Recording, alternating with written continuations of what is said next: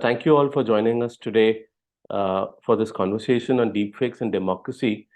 I did a course in generative AI last year, and one of the examples that was used there was composing a song and having the image of Snoop Dogg sing it in his voice with facial movements and the works. It was a bit grainy, but the tech has improved drastically since then. I know of animation companies and many others that are using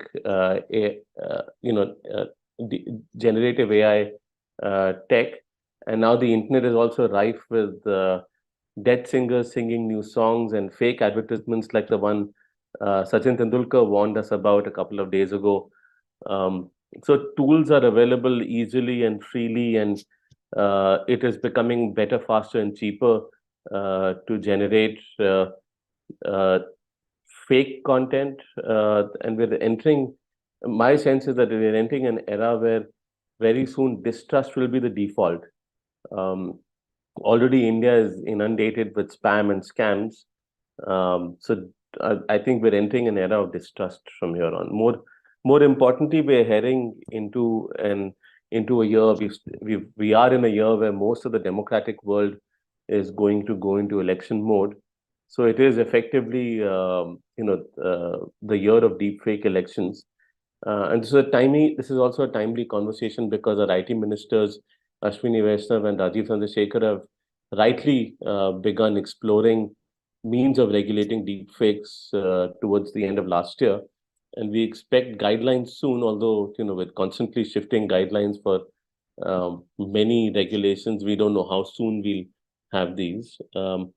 We've also seen tech companies suggest the use of watermarks and content labels, but for every time historically where there's been DRM, there's been removal of DRM. In the same way, if you have watermarks, you also have software for removing watermarks. Um, and removing them is sometimes as easy as using an editing software.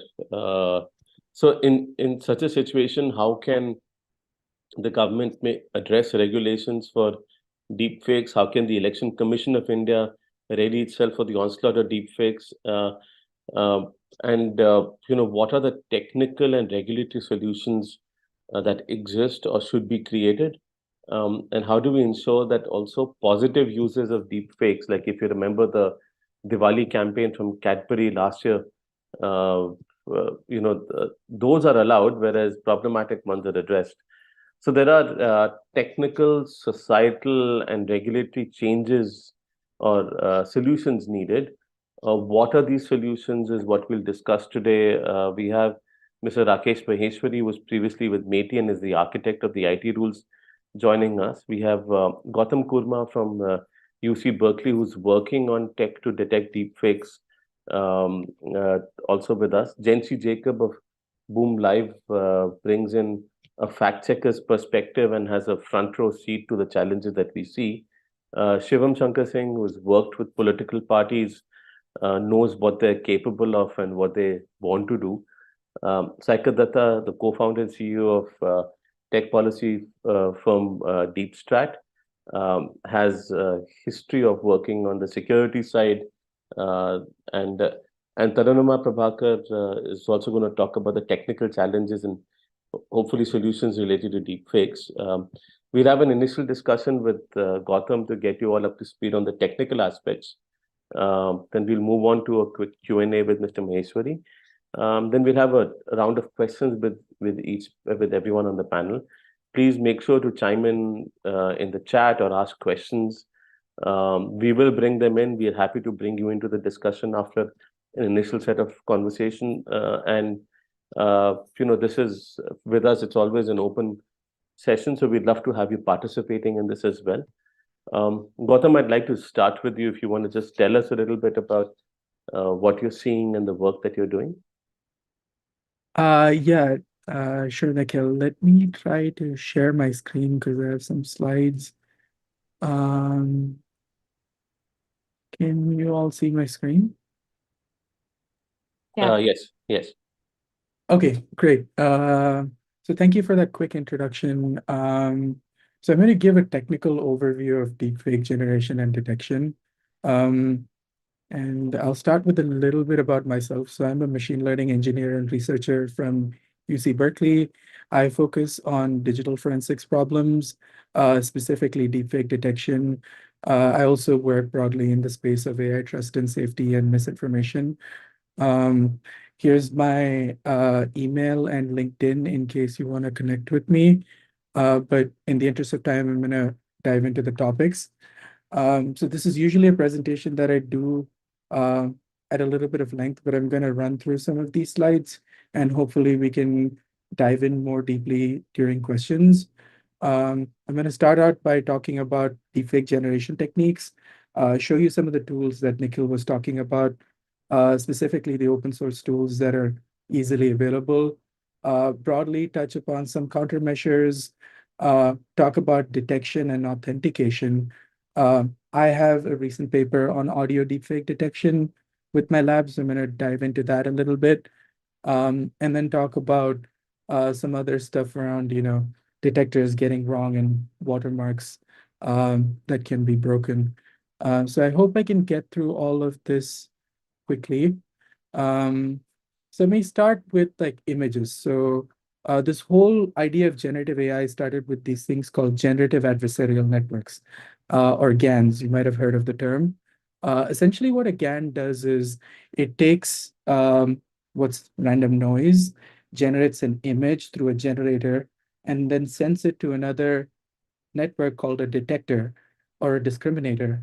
And this process goes on in an adversarial fashion until the generator is able to create an image that fools the detector. So it's kind of like an automation of this process that happened in the forensic space in the past.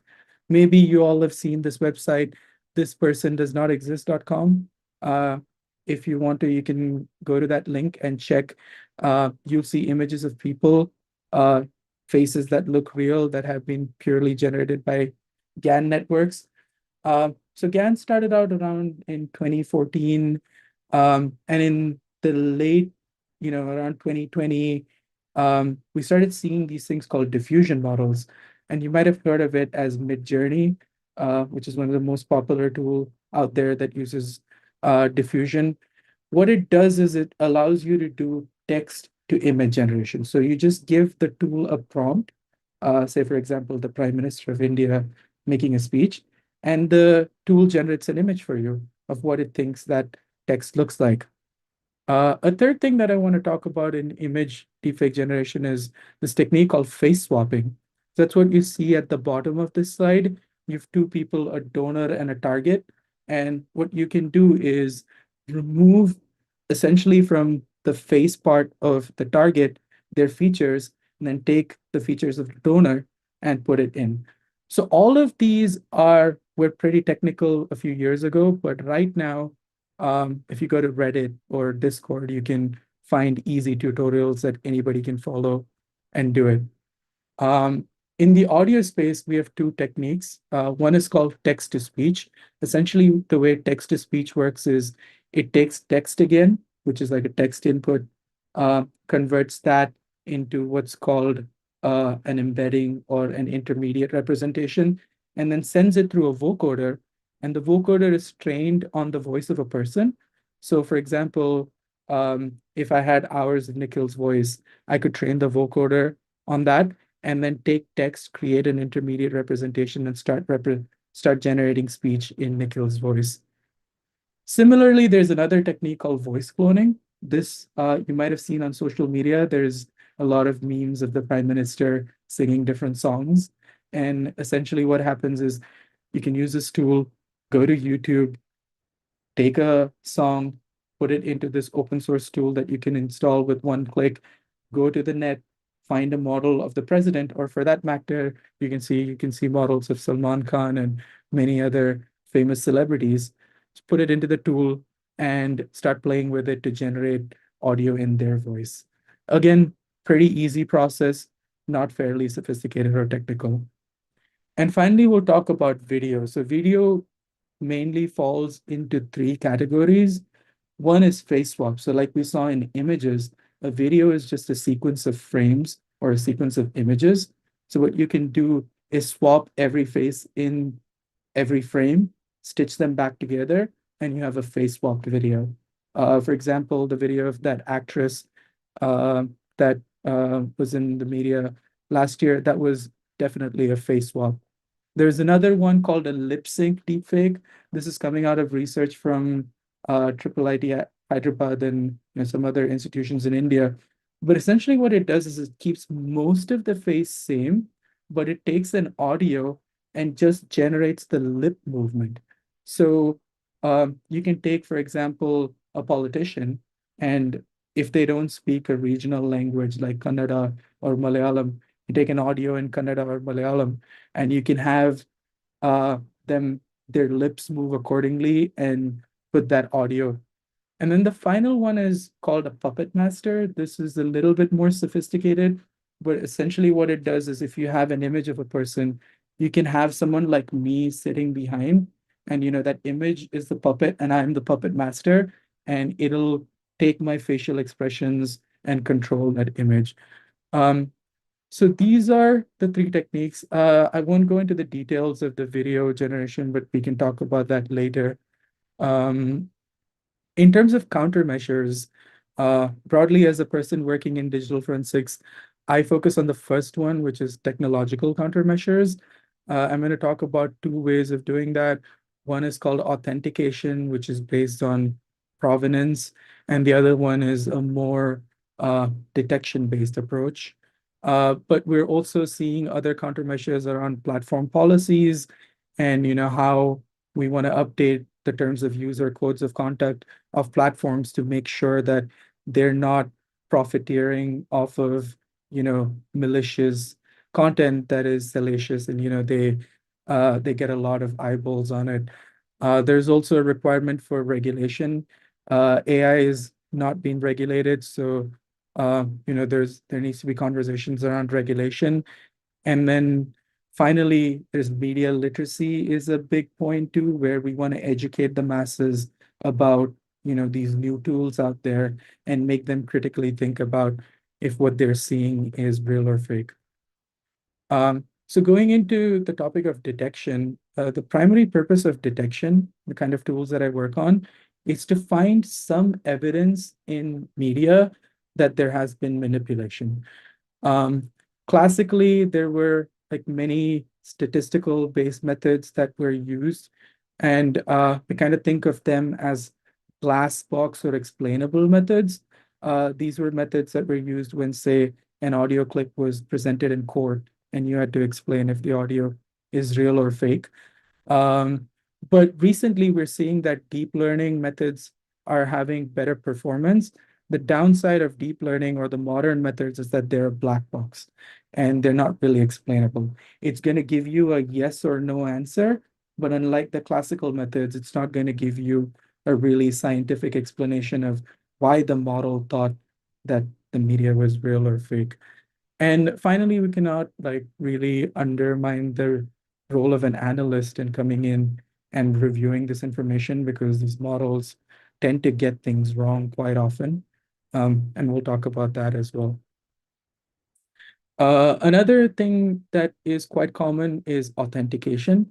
So authentication is around the provenance of media. So tracking when the media was created, when it was edited. And this can be done using metadata, which is essentially things like, date and time of creation, software used to create it, etc. That's usually embedded by most software. And watermarks, which are often, imperceptible little pieces of code that are embedded in the media to kind of lead to where they're created from. So in terms of detection, I'm going to talk specifically about audio deepfake detection. So last year in December at the workshop on information forensics and security, my fellow researchers and I from my lab at UC Berkeley, we presented a paper on detecting cloned voices. So we were trying to identify if an audio clip that contains, say, potentially the voice of President Biden, if it was generated by AI or not. And what we noticed was that, we use this three-pronged approach in the lab. So we try to use perceptual features, which are really explainable, understandable features. Um, we try to use what's called spectral features, which are kind of, if you're from a double E background, things that come out of signal processing, like a Fourier transform, etc. And we use end-to-end deep learning features. And what we found out, at least in the lab, and when I say in the lab, it means in a controlled data set, is that we got really high accuracies, almost at 90 plus percentage for the end-to-end features. The spectral features had quite good accuracies too, but the perceptual features, just kind of like, the pauses in the audio or the amplitude, didn't really have high accuracy. But what's worth stressing is that when we put this media through different transcoding, and we call this in the wild analysis. So for example, when you upload a audio clip to Facebook or when you send it on WhatsApp, each of these platforms do something that's called transcoding, essentially changing the bit rate, changing some properties of the media. And once that happens, we see that the accuracy of detection drops a lot, sometimes higher than 10 percentage. So it's really hard to detect these things once they've gone on social media. And this is not just a problem we noticed in the audio space. If you look at computer vision researchers, or if you look at people who are doing image forensics, this is a classical problem that something that comes straight out of the tool, it's easier to detect. But once it's gone through social media, the problem increases, sometimes, making the accuracy almost at chance. I also want to stress on, the consequences of detectors being wrong. There are a bunch of these so-called AI image detectors out there. This is a piece from 404 Media where one of the popular tools uh, got images from the war in Gaza wrong. And, that has grave consequences. And um, I guess the point is that I'm trying to make here is that these detectors are not perfect. They tend to fail a lot, and people who plan to use them as a tool uh, to regulate deepfakes on specifically social media platforms need to be aware of some of the consequences of them failing. And I also want to talk a little bit about watermarking. This is some work coming out of Sohail Faizi's lab in University of Maryland. They have looked at every watermarking technique that exists out there, and they've broken every one of them. So watermarking, is it something we shouldn't be using? I think we should be using watermarking, but keeping in mind its downside that it can be easily broken by a sophisticated adversary, sometimes not even a very sophisticated adversary. And then finally, I want to talk about this idea of perceptual hashes. This has been used a lot in identifying kind of child sexual abuse material on the internet, and it's also been used to kind of figure out copyright content. There's been some discussion around its use in detecting deepfakes. And I think while it has some advantages, the biggest problem with deepfakes is that they're generated every time and the content can change quite a bit as opposed to the classical photographs that we have. And these techniques are based on the idea that there's a database of hashes that we can cross-check with really quickly. And so it's really hard for a company to maintain a database of hashes of every possible content that can be generated. So just another point on that. Um, that is kind of all of the slides that I had, and I know I rushed through a lot of it, but I welcome questions and we can dive in deeper on specific topics that you're interested in. Thanks, Thank you. Gautam. If you could stop sharing your screen. Yeah. I was just wondering about whether, I mean, you explained how transcoding changes the nature of what is being uploaded, and therefore it becomes really difficult to assess deep fakes in the wild. I was wondering then, are platforms in a position to share their transcoding algorithm? And then if they do that, is that a mechanism for improving detection in the wild? Also, B, does it also mean that if they do not share transcoding algorithm, then are platforms the only ones who can then detect deepfakes on social media? Well, most platforms actually share their transcoding. You can go to Okay. their, like YouTube, for example, in our research, when we implemented transcoding to check the performance of our models, we essentially took YouTube's transcoding, uh, ran that through the audio, and Hmm. also added Gaussian noise a little bit to kind of simulate what are called adversarial attacks Hmm. on these systems. But I think, the the bigger topic we need to think about is generally detection algorithms are of two types. There are artifact-based detection algorithms, and there are semantic detection algorithms. So artifact-based algorithms, for example, if a photo has a lot of pixels, and when these generative tools create these images, um, there are certain artifacts that are left from the generation process. Without getting too much deep into the technicalities, there's sort of noise signatures. Like, Hmm. in classic forensics, for example, in photo forensics, there's this thing called camera ballistics, where you can identify a camera a photo came from based on the noise signature of the chip. So Correct. similarly, in this, there are these noise signatures. And what happens is when you run it through transcoding, those noise signatures get messed up. So this artifact-based forensics or artifact-based detection is getting a lot of pushback for that reason. And people are thinking about what's called semantic forensics in the research space, or detecting using semantics. Big research problem. There's some approaches, but yeah, I guess even if the platforms share their transcoding, it's hard to train these models to effectively detect them. Or at least I've not seen a paper that seems to have good accuracy. It's also worth thinking, when you think about social media, an algorithm that has 90% accuracy, you're saying that 10 out of 100 cases you're getting it wrong. Hmm. That is huge at the scale of social media, where you have billions of posts. Um, versus if you're doing it for something, in a court case, it's still a reasonable tolerance. So you want to get, when you're using these algorithms on social media, 99.999% accuracy. So if you want to effectively deploy automated detection of No, deepfakes, but right? but you're saying 90% accuracy is only when it is in the uh, in a lab scenario. You said that the on post transcoding on social media it drops down to, you said, 10% or something.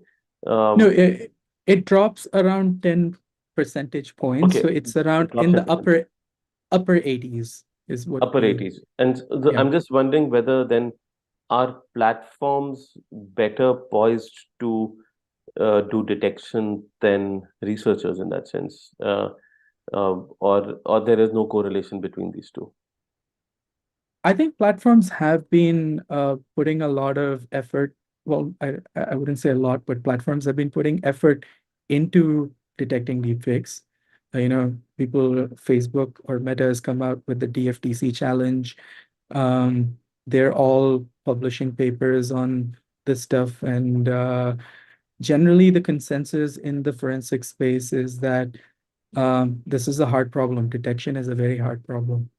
And detection just becomes harder because the adversary, once they know of these detection algorithms that we have published in our research, they just make their generation even better. So So it's an arms race, and it's going to continue to become tougher. it's an arms race, and it's always been the cards are always stacked against people like us or people like me who's working on the forensic side. um you know because especially with, like, most of the money and funding going into generation and not detection right now. um the research on the generation side is moving at a pace that is really fast, while we are trying to play catch up on the detection side. Um, And so yeah. so is it, just wanted to also understand, are there like degrees of difficulty? Is it more difficult to detect audio versus video? Um, like what's the harder problem to solve here?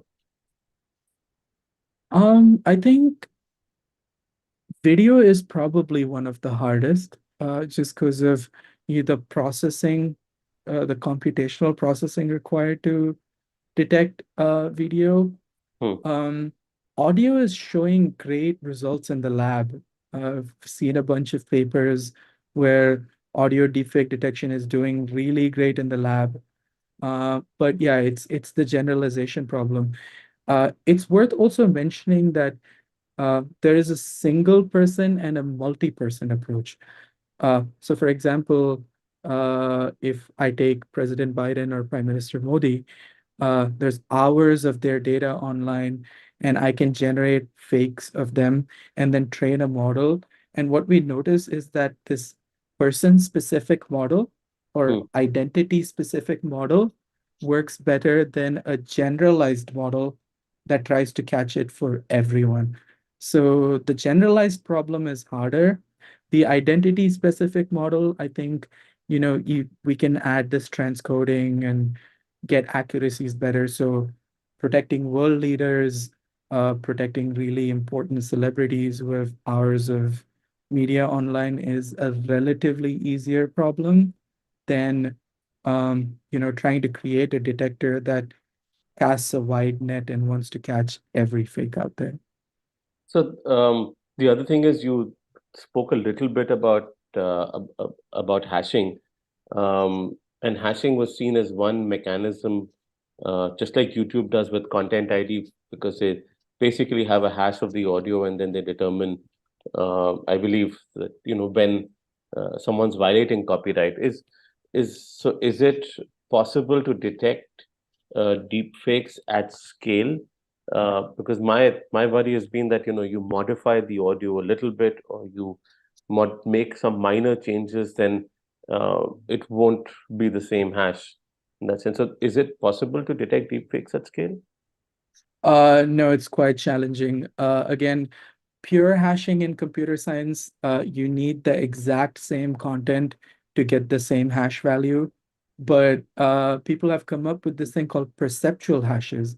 So Hmm. in a perceptual hash, in an image, if you change some pixel values a little bit without really modifying the content of the image, the perceptual hash algorithm will still hash to the same value.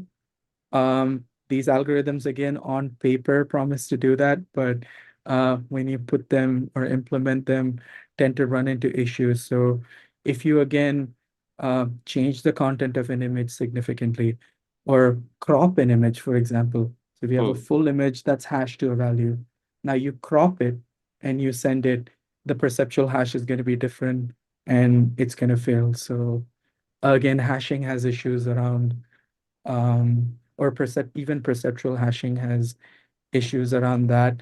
Um, it's been quite effective at detecting copyright audio, or like copyrighted content. And in the past, it's seen some good, you know, efficiency around detecting CSAM material, primarily because, CSAM material was limited, and once law enforcement gets their hands on it, they can create a database of CSAM material and then Hmm. index against it.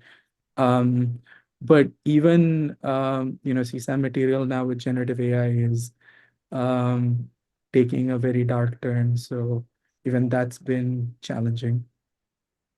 We will get to that a little later in the conversation. Thanks, Gautam. I'd like to bring Jency in.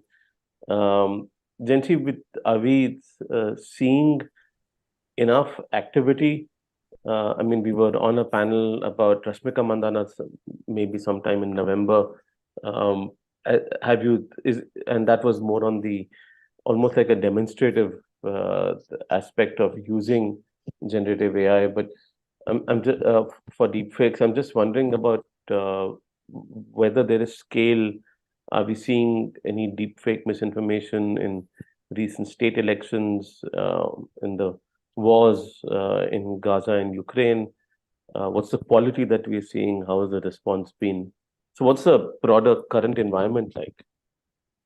Yeah, so Nikhil, I was listening to Gautam very closely because he mentioned about audio cloning and a bunch of issues that already exists when it comes to detecting a lot of these videos and audio as well.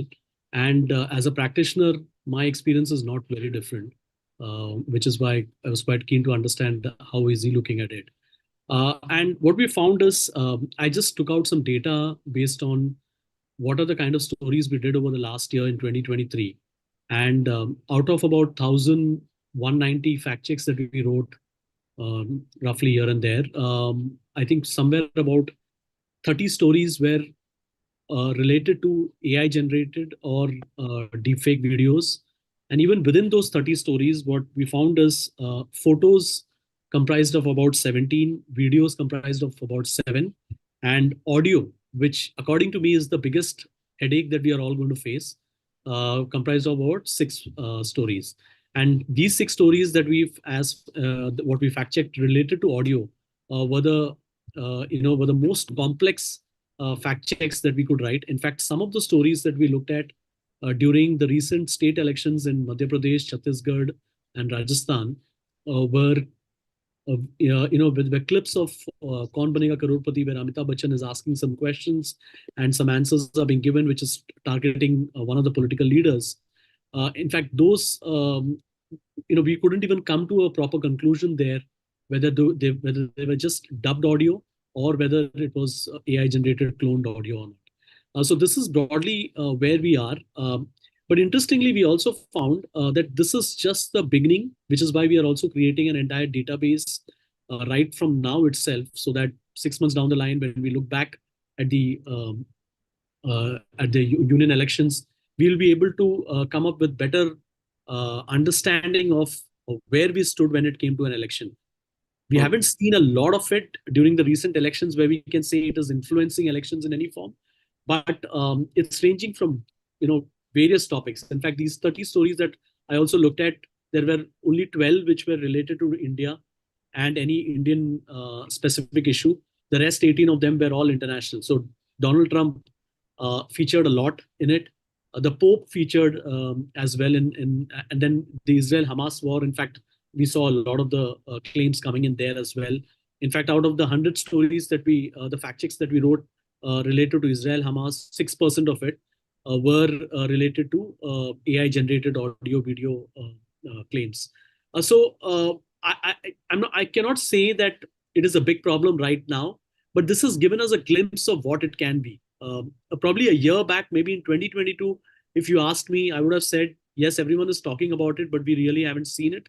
But last year, we have seen glimpses of what it can do and what kind of challenges we will face. In fact, Sachin Tendulkar, when he said that that don't believe what you're seeing, we already did a story some time back where we saw that ranging from Akshay Kumar to Ratan Tata to Narayan Murthy, Mukesh Ambani, all of their videos were being used to promote quick rich schemes or either some diabetes drug or something which is where they are trying to scam someone and force people to come and spend on those schemes.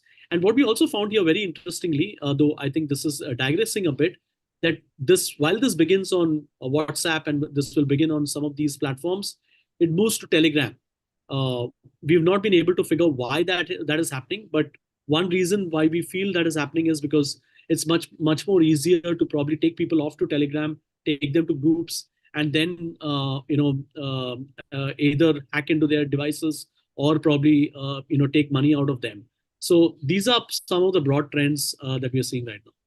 So, but I mean, probably Telegram because it doesn't have the limits, right? Well, WhatsApp in the 2019 elections instituted some velocity controls where it would restrict the number of things that, the number of groups you can forward it to, a number of people you can forward something to.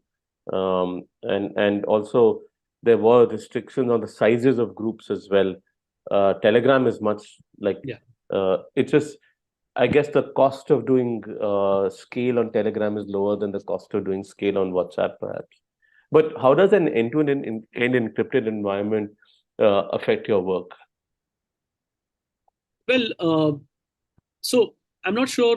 So when you mean end-to-end encrypted, whether what happens when it is on Where WhatsApp? even finding, let's Yeah. say, that something is spreading becomes more complicated because something might on a social media platform, something might start, but the moment it moves to private messaging, and I'm by no means saying that we should uh, remove end-to-end encryption, because that's probably the only private mode of communication that we have left in this world, apart from maybe face to face. I'm just curious about how difficult it is to do this work when it comes to uh, end-to-end encrypted platforms. Yeah, when it comes to sourcing what is going viral, I don't think it is any longer a problem for us. We run tip lines, and I think between about 10 to 12 fact checkers that are already present in this country, all of them are running tip lines. So invariably, it comes up on someone's tip line or the other. So sourcing is not an issue. In fact, it no longer is the case that something is going viral on WhatsApp, so it will be only be viral on WhatsApp. If it is viral on WhatsApp, then it will be immediately be viral on Twitter, Facebook, Instagram as well these days now, and Telegram. Telegram is, since we are monitoring a lot of pages, we have also channels. We are also on many of the groups.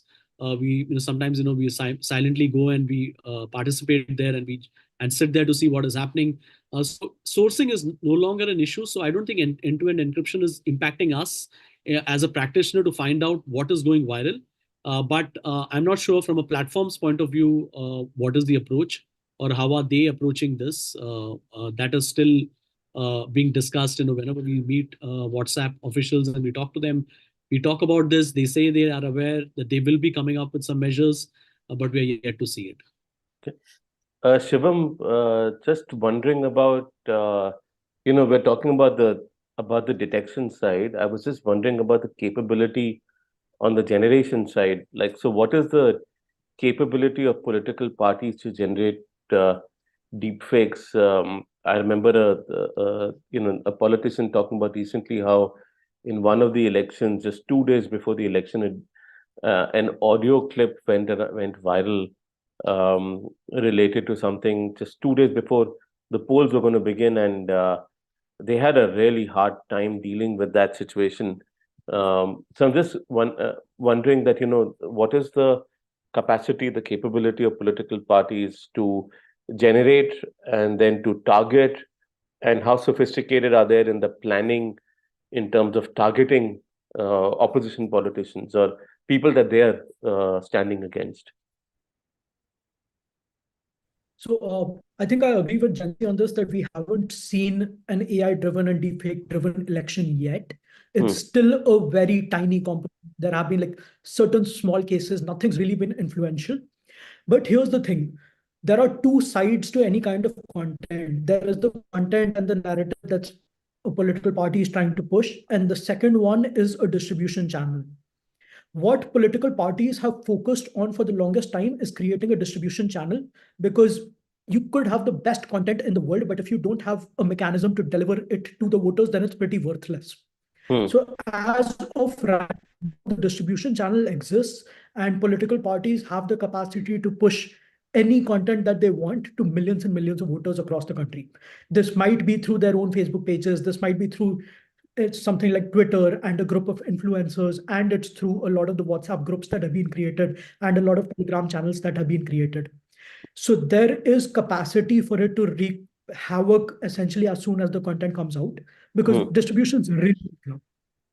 On the content creation side of it itself, if you look at a lot of the fake news that was generated during past elections, a lot of it did not come from the political parties directly initially. It came through surrogates that are not directly affiliated to a political party and not directly affiliated to a politician. These might be different Facebook pages that a party supports somehow, but you could never link them directly to a political party. The funding, the people, all of them are essentially delinked.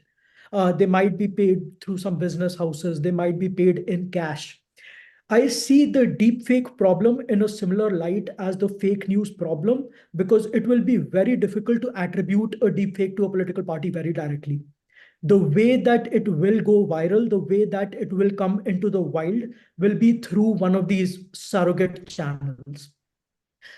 When it comes to generational capacity, the political parties themselves are experimenting with it. They're experimenting with it in two sides. Like one of them is something that I would say is a legitimate use, where they will use it for, say, translation of a leader's speech into different regional languages. It's for their own leader. It's something that they want to do to get their message across to more voters. So it's something that the candidate and the leader authorizes, that I want my video to go out in multiple languages. I want a statement that I make to be localized. Say if you talk about something like promises during an election campaign, if they want to put the name of a particular political constituency or a particular region or a particular state and dub it into that language, that capability a lot of companies are pitching right now, and the political parties are experimenting with it themselves. The exact same tool and the exact same technology can be used for something nefarious. As in, you could end up creating a deep fake of someone that you're not authorized to create a deep fake of. It might be an opposition leader. It might be someone that has not authorized it. It might be a celebrity endorsing a certain political candidate. So all of that is pretty much the same technology as the legitimate use case technology. I don't think there is much of a difference between the two use cases. Though the very core technology is still something that's made by big platforms. Like no one's making their own, say, GAN or their own model, or running any kind of, say, open source technology on their own servers right now. That hasn't happened yet. Because the platforms really one, it's pretty cheap to just do it on the larger companies' trained models. The second one, I think OpenAI just mentioned day before yesterday that they wouldn't allow, say, GPTs to be used on creating deepfakes for election purposes specifically. So things like that are happening now. So you'll see political parties spend more resources on that side. Otherwise, generation's very cheap, distribution's already there. All that you need is, okay, this is a message that we want to spread, and we'll use deepfake technology to do it. Political will is what hasn't come about yet, but it most likely will during the 2024 elections. So I'm just also curious, since you talked about distribution, how sophisticated are political party operations in terms of granularity of targeting deepfakes to a district or even a polling booth? And so are we going to see more tactical granularity in terms of deployment, or you think there's initially just going to be broad deployment? So there was a lot of granularity in election campaigns till I think 2019. And 2019 was somewhat of a turning point where people actually, political parties, especially the larger political parties in the country, actually moved away from micro-targeting, because they realized that, okay, we micro-targeted people to bring them into our political fold. But once they are in our fold, we want them all to focus on the same set of messaging. We want to unify these different silos of people. So once that started happening, I think more consolidation in the country now happens on the larger, grander narratives. And essentially, micro-targeting is something that the larger political parties have moved away from in the past. But just in terms of the impact of negative campaigning or of using a deepfake to derail someone's election, that's going to be more micro-targeted, right? So the capability did exist. The political parties stopped using it to a large extent in the past few years, but the capability did exist. You still have voter roll linked phone numbers. You still have WhatsApp groups that were created pre-2018 when the WhatsApp policies changed. That groups still exist, and a lot of them are stratified along caste lines. They are region specific. Even right now, when groups get created, they get created at a regional level. So that capability does exist. And yes, if it is to discredit someone, it could totally happen constituency by constituency. And then what is the ability to detect it constituency by constituency, right? I think Jansi is entirely right in that detection is not a problem. any content that is going viral anywhere, someone's going to tweet about it, someone's going to post it. And it actually either it's having no impact or it'll surface to the top and you will know about it. There's no way for it to have tremendous impact and no one to know about it. Mr. Maheshwari, you've heard Gautam and Shivam and Jensi talk about the challenges and the capabilities that exist. I wanted to get a sense from you about what are the capabilities on the regulatory side that exist to deal with deepfakes. We heard Mr. Chandrasekhar specifically talk about the fact that the IT rules currently are powerful enough and they have enough capability to deal with impersonation as such. Do you think that there is a modification needed or any additions needed to the existing IT rules that would perhaps empower better deal sort of curbing of deepfakes? Yeah, so good afternoon. And as of today, in the IT rules, for example, there are few places where such provisions are available.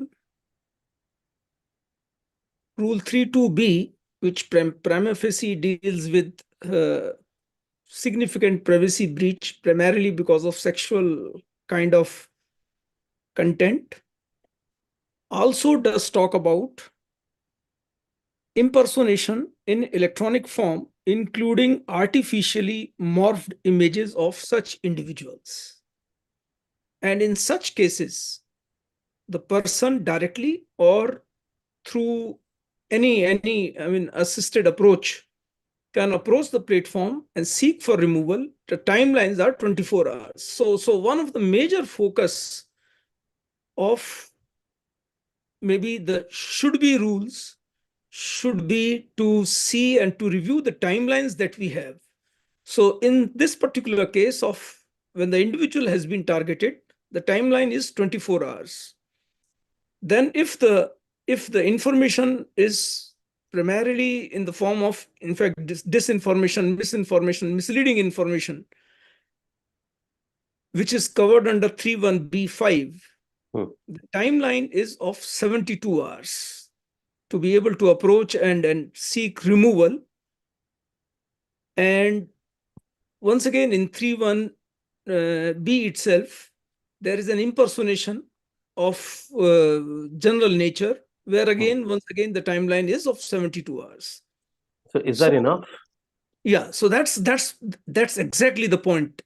So is that enough? Or so as far as 2019 elections were concerned, Election Commission, for example, because whatever we define, so first is maybe the rules definitely need to be relooked into, particularly in terms of timelines, but otherwise in terms of capabilities or in terms of scenarios where things do go wrong are reasonably captured. The timeline is one thing which needs to be definitely acted upon.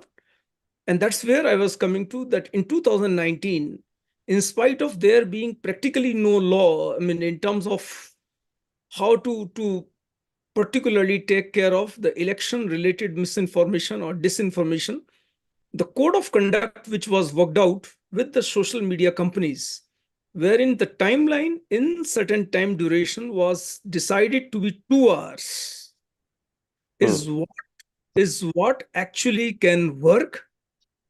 And therefore, in my view, there is a limited scope in terms of maybe carrying out the amendment in the IT Act, in the IT rules, but there can be a significant scope of improvement in terms of nudging these platforms, particularly the significant social media platforms, to have their own code of conduct, to have their own mechanism of ease of reporting,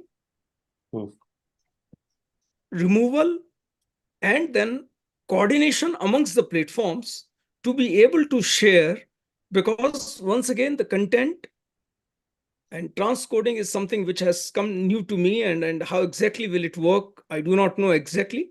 But sharing of information amongst the platforms should, and that is something which was already there, particularly with respect to CSAM, is something, I mean, once having been brought to the knowledge or having been detected by a particular platform, there has to be a mechanism of immediately sharing it, so that any reporting in any other platform does not really require rework to be done and should be acted upon as fast as possible. So I have two questions related to this. It just made me think of a particular aspect, sir. That one is that if you look at impersonation particularly, that has to be reported by the person who is being impersonated in that sense. And then there has to be some verification that it is indeed the person who's being impersonated that is reporting impersonation. And then you can have the timelines that you want related to that. I'm just curious about what happens in a political situation where, and is there an exception to this rule where, let's say, a party can report the impersonation of a party member, or does it have to be that particular individual firstly?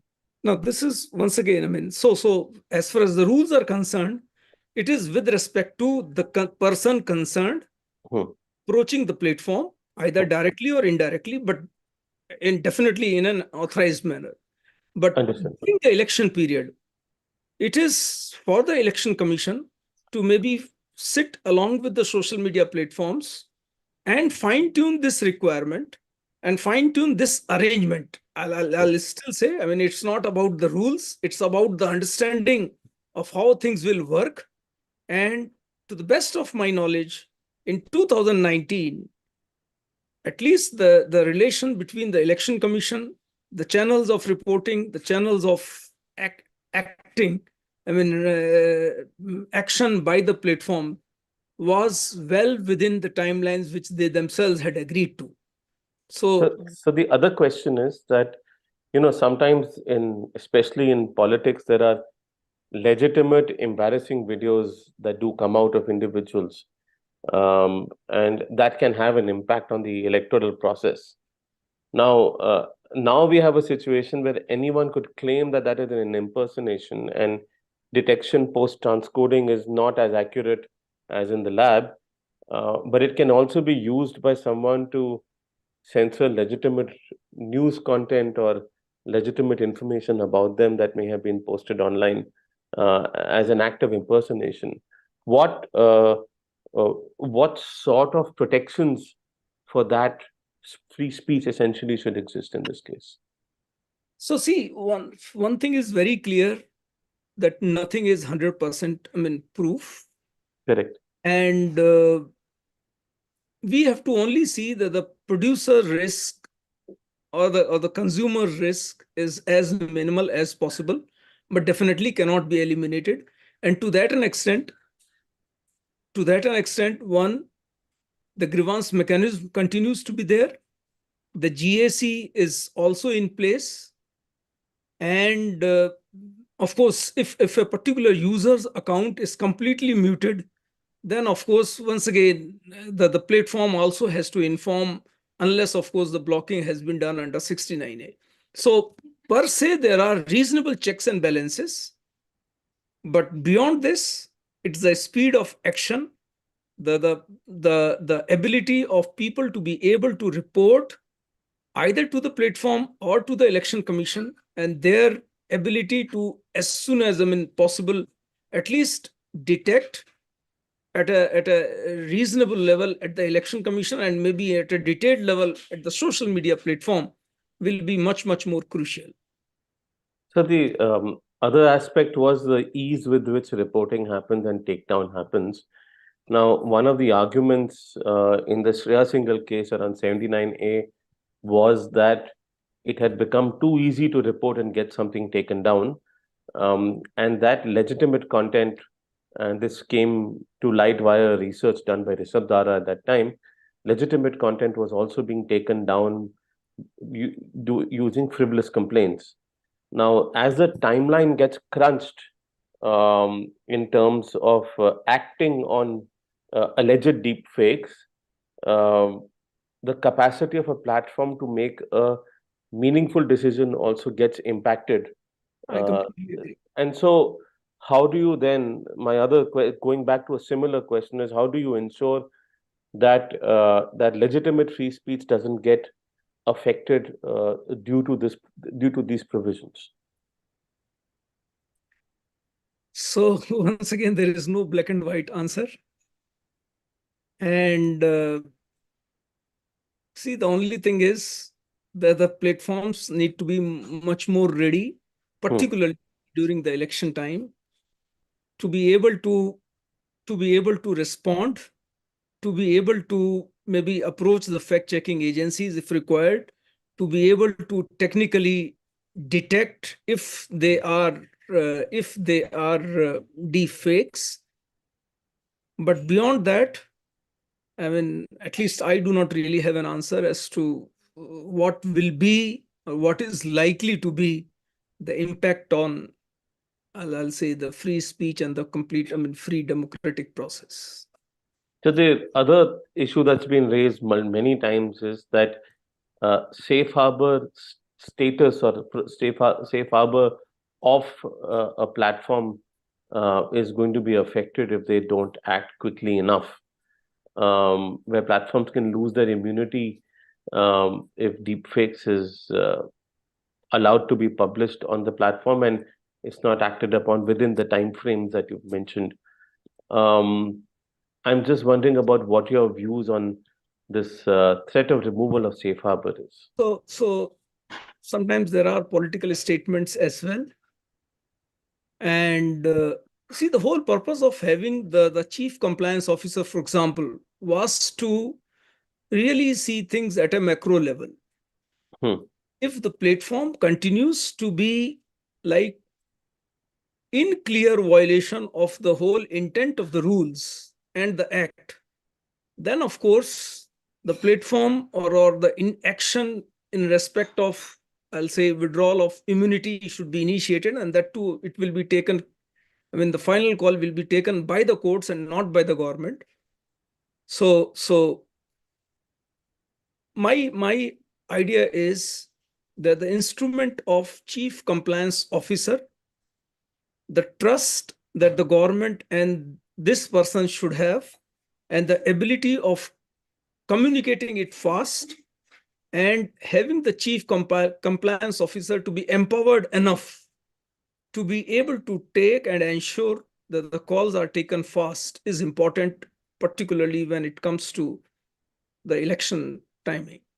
The last question before I move to Saikat.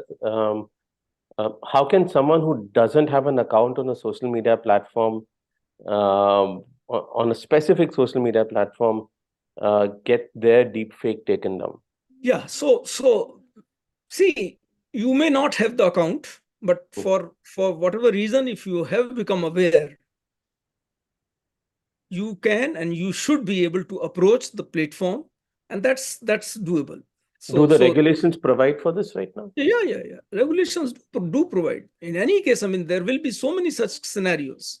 So that's why I said, one, you approach directly, you approach through an authorized representative, which can be parents, which can be lawyer, which can be law enforcement agencies, but then it is not at all essential that you have to have your account there. And that's true, particularly with respect to, I have seen, I'm not talking of the responsible social media platforms, I'm even talking of irresponsible, maybe adult sites where for some reason, if you approach and convey that this is a copyright violation, this is me who has been posted. Definitely, I'm not the registered user or even the user on this platform. It does get acted upon. Thank you, sir. Saikat, I'm just curious about if you could go a little bit into the challenges of attribution in case of deepfakes online or even on fake news. What do you see as, and in cybersecurity, attribution is one of the most difficult aspects. How do you see this playing out? Thanks, Nikhil. Just to start with, I would like to take a slightly contrary position to what the previous speakers, barring Gautam, have said, in the sense that I don't see deepfakes as a major problem for elections as it was being discussed currently. The reason I'm mentioning this is because you see, one is of course the ability to generate deepfakes, which could create a major impact on elections as they stand today. And that I frankly don't see any evidence to that fact, as it again stands within the Indian context. During the Telangana elections, we saw some use of deepfakes, both from the BRS and from the Indian National Congress. But those were mostly trying to create a positive images of the leaders who are participating in the elections to try and reinforce them as popular leaders or sensitive leaders, so on and so forth. Where I would be worried about the use of deepfakes to a certain extent is when, because of geopolitics, you have inimical powers. They're trying to influence your elections. And there it becomes not an issue of technology, but it becomes a issue about politics. In the sense, like if you were to read Erza Klein's very well-known book about why our society is polarized, and he uses a lot of data from American elections for the last 100 years and looks at how positions are hardening and why people would want to go in with one particular leader and not the other. So that polarization today is leading to a certain kind of cognitive biases which are being exploited. Now, the deepfakes here could be used by an inimical power to therefore influence to a certain extent the outcome of elections through certain kind of messaging, so on and so forth. So if you go back to the Russia action during the 2016 elections, there were instances, for example, where they targeted communication specifically to WhatsApp groups in certain areas where they essentially told people that they can just go to a website and vote. They don't need to go to the polling booth, right? So there is also micro-targeting. And then when you use micro-targeting to impact elections in that manner, and Shivam talked about how even though they're not in use as much anymore, but micro-targeting channels do exist, there is a potential for using, let's say, a particular public figure and their deepfake to convince people that they don't need to go and vote. Then they can just go and vote on a website, right? If you allow me to sort of continue on this a little further. So I would therefore, from a like what Mr. Maheshwari mentioned, and time becomes a factor and so on and so forth. Frankly, at this stage, I wouldn't be so worried about trying to take down something within 48 hours or 72 hours, etc. Because from an election campaigning or a messaging point of view, etc., there is a longish gestation period because they would want longer periods to ensure that the message goes out across different kinds of platforms. Some are open, some are, as you rightly pointed out, end-to-end encrypted, so on and so forth, with each having different kinds of impact. But so therefore, from a countering perspective and an attribution perspective, like for example, some technologies exist, like for Apple uses neural hash, and there's a good paper on it for CSAM detection. Now, can you use that to a certain extent? But then you come into a slightly more complex problem of, hash colliders where different images have the same neural hash, and therefore, how do you counter it? So I park that problem to a certain extent there. But essentially, to break it down, can we therefore create a certain degree of traceability at the generation level, and therefore work with some platforms who provide the service and try and regulate platforms which are sort of we can't work with as a national capacity or as a government, etc., because they are freely available, and try and see where we can control some of this. Now, point number 2 is a lot of this is text to image generation. So there, a company like Microsoft will have its content regulation policies and moderation teams and so on and so forth, where they will say, okay, certain text will not generate, although hackers have found a way to bypass that and still generate the kind of deepfakes they want to do so. But then you have something like Stable Diffusion, which is one of the largest sort of deepfake generators, and there is no control, no policy at all. So at that generation level, can we create a certain degree of traceability? That is the first part. But also now I would like to break it down into content generators or deepfake generators and further into the distribution channel. So therefore, distribution channels, again, whether it is open or closed like WhatsApp or open like Twitter, Facebook, etc., they again have mechanisms to track content, whether it is for CSAM or for other kinds of things. Or like what we as journalists do is, if we are when we have a website generating content, a UTM code is added to it, so we can track what device, etc. So do some kind of tracking and try to attribute or find who or which machine was first used to create something which is problematic, and then go after them as a certain kind of deterrence. So these are some of the things that I would be sort of looking at and reading up on, besides what Gautam has now, like the papers he's written, for some kind of solutions to this. Taranima, what do you think of the suggestions that Saikat has made about attribution at generation in particular? Yeah. So I'll answer that, but I also want to sort of try and summarize what I've heard so far, which is that we talk about certain problems such as financial scams, where the purpose of deepfakes and generating is very targeted, and then there is the use in, say, elections, or even, say, disinformation across countries, where your message or your intent is to go as broad as possible.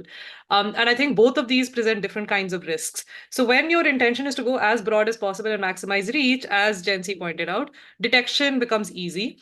And similarly, in some ways, what you're responding with is similar to how you've responded to misinformation, whether it was pure text, whether it was photoshopped images in the past. When it's coming to very specific targeting, right, where, say, someone is impersonating my father and calling me and saying, I want your bank details, right? Or say, in like a very extreme sort of disinformation scenario, someone's calling a political representative, impersonating another political representative and asking them to take certain action, right? That is targeted. I think that's a very different beast to target, right? Like, that's how do you detect something there? I feel like it's a lot harder, but then the scope of the problem is also narrower. That's not to say the harm is lesser, but the scope of the problem is narrower. I think so far when we've been talking in this conversation, we are actually concerned more on the broadcast, where, like, let's say it reaches a lot of people, specifically in the election context. When we were looking at similar to Gen Z, we also had looked at the kind of content that was being circulated last year, and the content that fact checking sites had debunked, and we saw a range of strategies. And Gautam, I'd love to get your take on this. I mean, what we now call deepfakes is also Photoshop, right? Like, what started as a definition of deepfakes has just expanded, and now there are different versions of lip syncing. There are also different techniques of face swapping, and everything is now just a deepfake. So I find that the term deepfake is technically confusing, and also, like, sometimes analytically quite confusing. Well, it's kind of like fake news, right? Fake news can be disinformation, misinformation. So right. it just makes it more palatable to journalists who don't want to get into the details. Sure. But then when we start talking about the technical means of resolving or addressing deepfakes, I feel like the specificity becomes important. I think what was interesting is, like, we were looking at one of these open source libraries. I was just using, I think, spectral analysis to say whether something had just been photoshopped, right? Like, you can do, I guess, like, see the edges around. I actually remember, Gautam, we discussed this as well. And so and one of the things that library was clearly saying was that, don't rely on any technical method to give you a conclusive answer. Do not use this as your sole truth for fact checking, which I think is true for every detection method, however sophisticated it might be. Now, at least from where we are seeing right now, we have not seen, like, this really sophisticated use of AI, which is not detectable to human eye. I think, Jency, I mean, you can concur or disagree, but my sense is that most of you are just using the existing approaches to fact checking, and you're able to fact check like AI generated videos as well. And I think what my concern is, and this is a concern for the future, I don't think it's a concern for 2024, is that when you get to that level of sophistication where it completely bypasses technical detection and it bypasses what fact checkers are used to, what happens then? And at that stage, I think that, yes, some kind of identification, fingerprinting at source is going to be necessary. But that fingerprinting can be removed.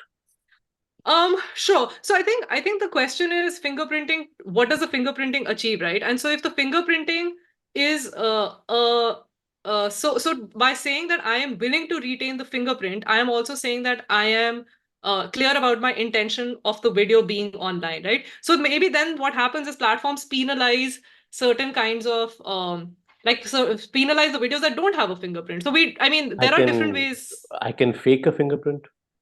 That I mean, I would like to believe tech companies could be, again, nothing is ever error proof, but like the .jpg format is, or certain file formats are tied to certain softwares, and it's not easy to spoof that.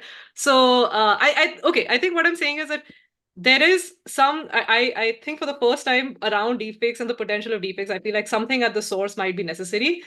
I don't think that's something for 2024. And what that effective mechanism is, I am not quite certain at this stage.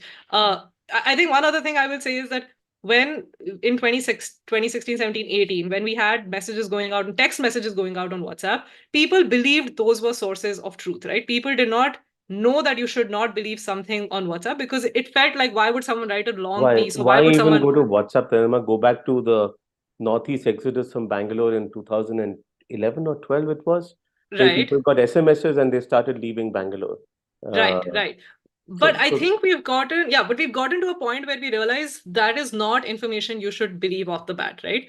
And I think we might get to a similar stage with videos and images as well, where we might, I mean, and I'm not saying that that's the only solution, but I'm saying that part of the panic, I do believe that people get resilient and catch up to some of these manipulations as well.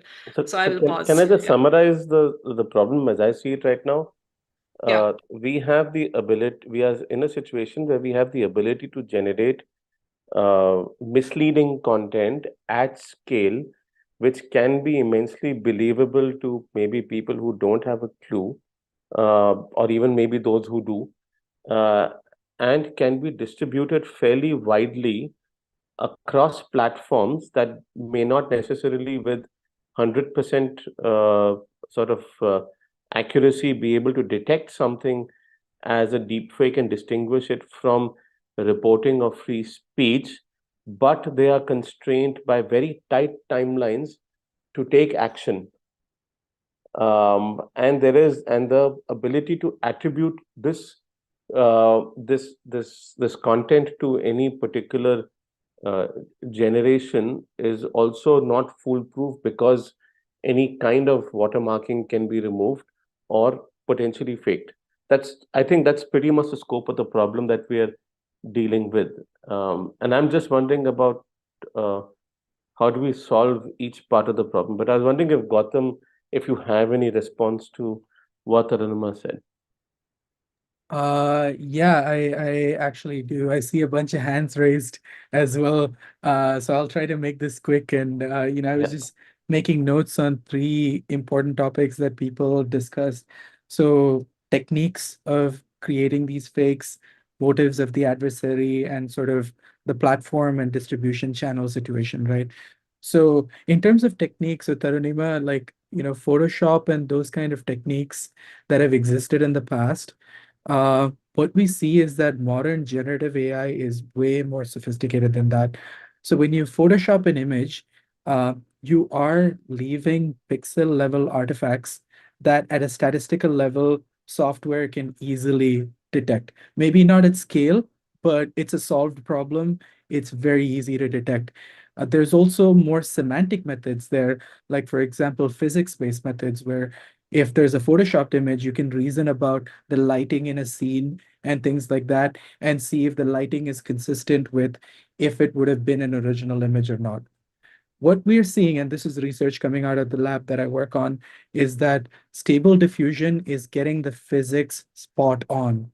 Like, it's getting the physics of the light spot on.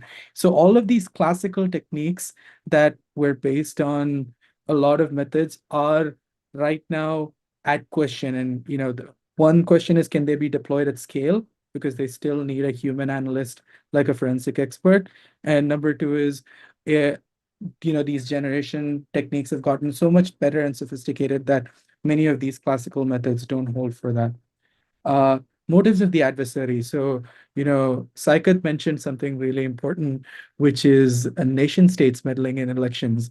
And I was just reading an article today about, the Taiwanese election, and there has been like evidence that there's a lot of deepfakes created by a nation state to, kind of create issues in that election.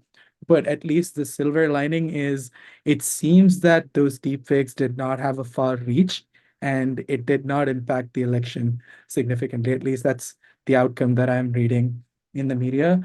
And then finally, about platforms and distribution channels, I think this debate around free speech and regulation, we need to kind of think carefully about it because platforms have been living under the protection of this, safe harbor, Section 230 out here, and free speech. But what they are doing is algorithmic amplification of content that drives engagement.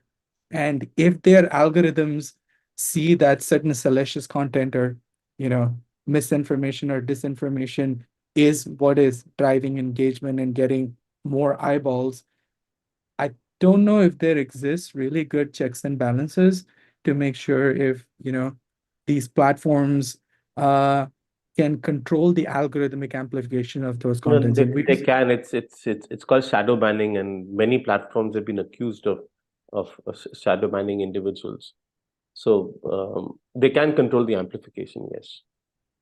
Yeah, but I think that is the point we want to keep in mind is make sure that the algorithmic amplification of content is controlled. So yeah, those are So those that's are an my three important takes. point. Perhaps it could also be that instead of banning certain content, while it is under investigation, they should perhaps contain the amplification of that content until the investigation is complete. Because if you have like a 36-hour timeline or a 24-hour timeline or a 12-hour timeline at some point in time that requires action quickly in terms of removal, perhaps a better way would be to then control amplification rather than removal.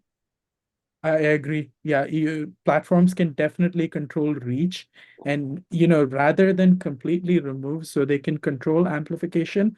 Or, I mean, there's also, the whole debate around X and like Elon Musk's approach to this. He's also been talking about like getting detailed labeling and kind of like a public record of everything that happens around the content. But then that puts the onus on the person consuming the content to kind of review the history Correct. and make up their mind on it. So So there could I'm just going to bring in first Jensi, then Saikat, then Shivam. Yeah, so I just wanted to point out what Saikat was talking about, elections and deepfake. It's true actually that that in the recent state elections that we saw in India, we didn't really see any widespread use of deepfake technology. But in just our neighboring country, Bangladesh, where we run a newsroom, we saw that just a couple of days before the voters went out to vote, in the case of two independent MPs, uh, there were deepfake videos that went out where they said that they have withdrawn from the polls. And then they had to hurriedly come out and clarify that it's not their video and they are participating. In fact, one of the candidate won, and the second candidate lost by 3,000 votes. Though we don't know whether that video played a role in that or not. Apart from that, one of the main opposition party leaders, there was a deepfake which went out, where the leader is supposedly telling the people in Bangladesh why they should not go against Israel and why they should not be supporting the people in Gaza. Now that was quite a problematic video. Another video where one very top official, I think a police official, asking people not to come out and vote. All of these were deepfake videos. Now just imagine if this is put out at scale. Now Bangladesh elections, mostly people said that it was a foregone conclusion that the ruling party is going to come back to power. But when it's a closed election, where no one really knows till the day of the counting whether who's going to win, these kind of videos can definitely have an impact. As I agree with Saikat, we haven't seen really the impact of it, or whether any of these videos have gone viral. But probably at some point, these are the videos that will probably determine as well, in at least in some of the hyper-local elections or some of the local cases, where probably the difference between a candidate winning or losing could depend on how much impact that video has had on the minds of the voters. Saikat? Yeah, thanks, Nikhil. Just wanted to add 2 or 3 points which I missed in my earlier thing. One is that, and you can say that maybe I have a crooked mind, therefore I keep thinking about it. I mean, in the sense that, for example, if you were to use deepfakes, we are still thinking in terms of distribution in a digital platforms. But if I were to create a deepfake image, doesn't cost me much to print 2 million pamphlets and paste it all over the constituency. That would have a much bigger impact on the elections than trying to distribute it digitally. And because when you get a picture or a pamphlet with a certain kind of image, say it's a seditious image of a certain leader, absolutely fake, but created using deepfake and then printed out, the quality of the print, the quality of the paper, etc., and how it is distributed physically could make a huge difference. So therefore, that is a harder problem to look at. And second is that identity today and identity authentication is such an important and critical element for many of our things today. Like, for example, our video KYC or access management, etc. Now, there the impact, and from a regulatory perspective, this could create havoc, because today, if your video KYC or your access management goes for a toss because of this technology, then you have a much bigger and much deeper problem from a regulation perspective. So we need to sort of broaden our horizon in terms of how to approach some of these things, not get sucked into only thinking in terms of technology, but how technology plus old traditional methods of disinformation can be combined to create a problem, and see how do we therefore respond to those challenges. Thank you. Shivam? Yeah. So one thing, I think the technical focus is around sophistication of the technology itself. From what I've seen in elections and working with political parties, the sophistication really isn't required. And when it comes to something like, say, disinformation, then in the second book, Anand Venkatarayanan and I wrote, so we wrote about a framework called ON3C, which is about you have a larger objective. Content is the last part of it. Content matters the least. What you're trying to do is build a context and a campaign and a general sentiment. That's what you're trying to do. And it might be a sentiment around, say, religious polarization. It might be a sentiment around someone's corrupt or not corrupt. It's a narrative that you're trying to build. When you try to do that, the quality itself of the content doesn't really matter that much. What matters a lot more is the quantity. You want to flood a person's feed with a content that pushes the person in a certain belief system, in a certain direction. So this technology of deep fakes, more than it looking brilliant, it being undifferentiable, is just the amount of quantity of content that you can generate around video, text, and audio clips, and say graphics and images, and just flood someone's timeline and flood someone's perception of reality with. The quantity problem at a technical level might be much easier to solve, because obviously it's not going to look as good, but it would be something that potentially has a lot more. Shivam, your connection's a bit bad, but sorry, I think we lost you for a little bit there. But I'll go to a question that an anonymous attendee has asked, if anyone has an answer to this, that are there detection models being deployed at the source of upload by social media platforms? Can the content so uploaded be labeled using internal markers, and any deepfakes resulting from such uploads be tracked within the ecosystem of the platform despite the transcoding? Gautam? Yeah, I can take that. So I don't directly work with any social media platforms. I have some information from public research and knowing people involved in this space. And just because detection is such a hard problem at scale, the answer is no. I'm not aware of any platform that is right now at source using detection. Variety of challenges, the computational complexity associated with, when you're uploading a video, every time you have to analyze it using many models. Plus, even if you do that, the accuracy is relatively not at the level that they would want to productionize.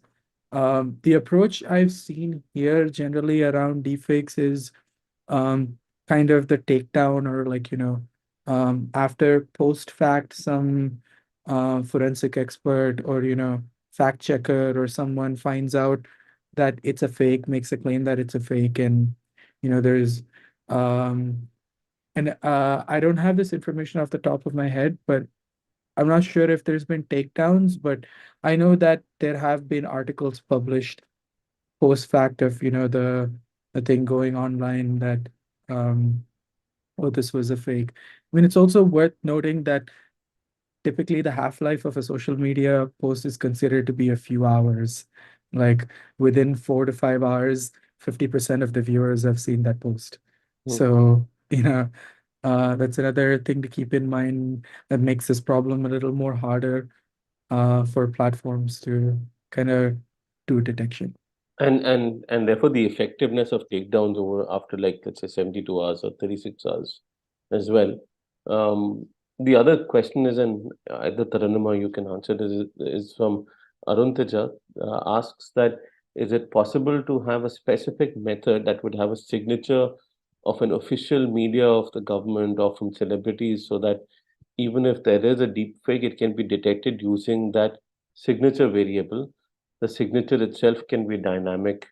I would like to know if there are any methods that are under current usage other than watermarking. So almost like a verification symbol Right. on official media. Right. I think I know like media organizations like the New York Times, etc. They've also been experimenting with whether you can embed the media being produced by these outlets with the signature so that there is some mark of authenticity. I actually don't know the technicality of it. I know that this is something a lot of people are attempting. Gautam, do you know anything on the tech side that ensures a signature or a provenance embedded into a media item? Like I know this is in experimentation. I don't know how far it is from production. Again, I know that there's something called the C2PA. I think it's the Coalition for Content Provenance, and there's a few Right. people working on that, including Meta, Adobe, and a bunch of people. But I think the general consensus around like putting watermarking and things at the starting is that it's I would say for a sophisticated person almost trivial to remove a watermark. Like it's really easy. For a non-sophisticated actor, it might be a little bit more difficult, which is why the push for detection, because once you have removed that watermark, then what do you do? No, but I think this is the flip side, right? Which is that if there is a signature, then people should trust it. Right? And so if someone has removed the signature, then don't trust it. But It's I also think easy to add a signature post okay, fact. yeah, I guess Yeah. that I don't know. Okay. So we'll just move to the regulatory approach to tackling deepfakes. Mr. Maheshwari, there's a question here from Gaurav, that is there any regulatory clarity on which ministry or department will regulate the use of AI-driven deepfakes, considering that there are impersonation clauses under the IT Act, Telecommunications Act, and it may also be covered under the Consumer Protection Act for advertising. So, in any case, it does not pertain to Department of Telecommunication. So, at the app level, they do not have the scope unless there is some malware which is impacting their own networks. So, prima facie, it will fall between MIT, MIB, maybe Consumer Affairs, and that's where the context becomes very important. So, if it is, of course, so I think that itself answers as to who will initiate, and all of them, I mean, within the context of the law, can be considered as the appropriate government in the context in which they operate. So each one of them, particularly, I mean, if it is coming from the government perspective, from the government side, they can directly approach the platform and ask for the suitable action. Another is that an anonymous attendee is asking that in a recent op-ed, consultants with the PMO recommended that companies using general adversarial networks and other deepfake applications register and disclose them to an oversight body, which will check for their ethical use on various transparency parameters. Do you think public-private cooperative frameworks like these could help social media platforms self-regulate for deepfakes better and thus protect citizens in the process? Or does submitting to government verification when it comes to deepfakes have its own consequences, whether on companies or platforms? So, I mean, from my perspective, of course, I'll only say that this is something which, as the platforms, they should come together and commit to the government rather than government taking or doing some sort of an oversight over them, which in any case, the government probably will not be able to do it. Okay. So, Saikat, I'm just wondering about how time sensitivity should be factored into a regulatory approach for deepfakes. I've mentioned a bunch of times about how reduction of time can lead to outcomes that are not necessarily what you want. Time, as I said earlier, will not be so much of a factor because you see, time is also linked to the extent of law and order or public instability it can cause. Now, if you are trying to, from an election perspective, if you're trying to change the outcome of the elections, there you will not find something which may cause a public outcry or even a public disorder, which is the yardstick by which time sensitivity comes in. And instead, it will be allowed to fester and continue and distributed through non-digital means so that the desired outcome is available. But I also saw Venkatesh raise this question about media literacy. I am now an advocate of constantly saying, if anybody has any money, don't waste it on media literacy. It doesn't work. Okay.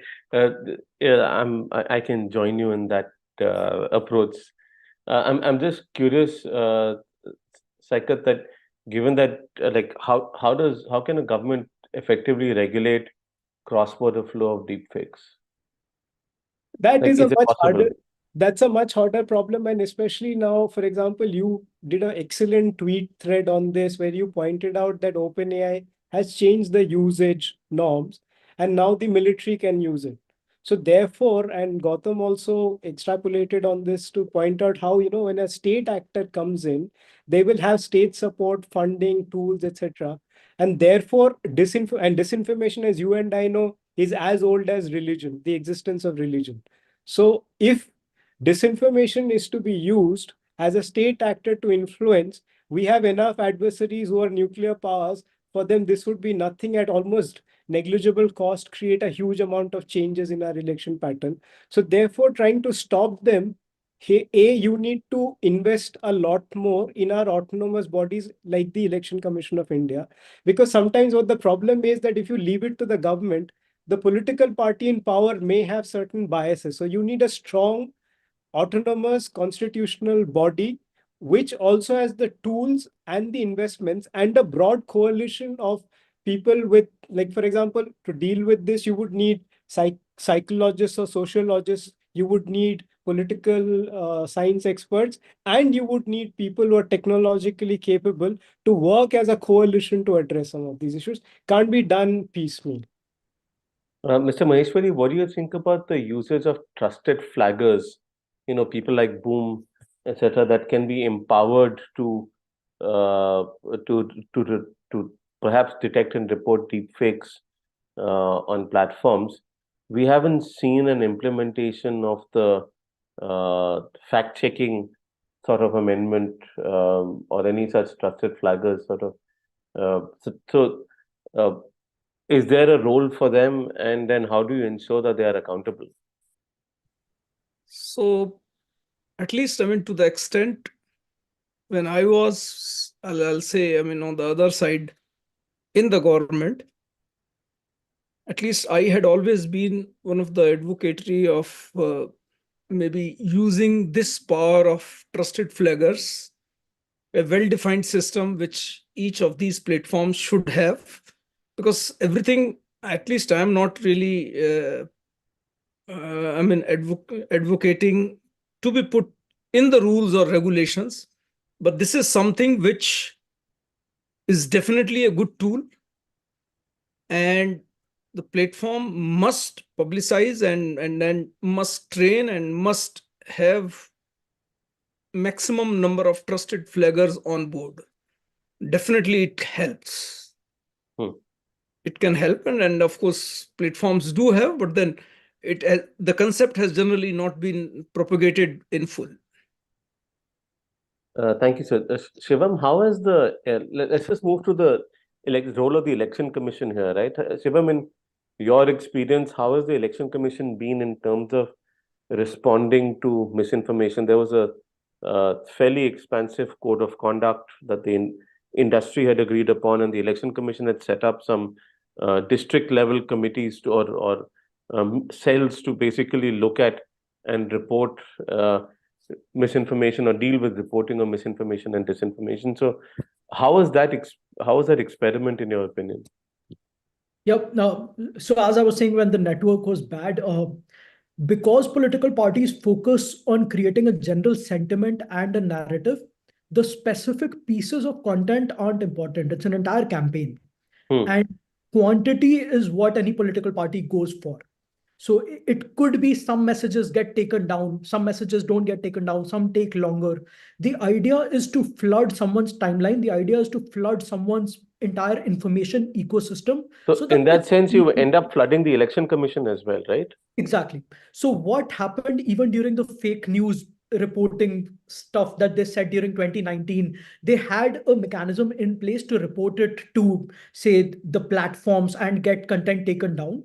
But when a political party really wanted to spread a certain piece, they actually flooded the election commission stream itself. So the election commission was so inundated with complaints and reports and this and that they themselves were able to forward very few of them to the platforms. That's why the platform to election commission link worked pretty well. That's not where the bottleneck was. The bottleneck was at the election commission itself. And how many people can the election commission really deploy for something like this?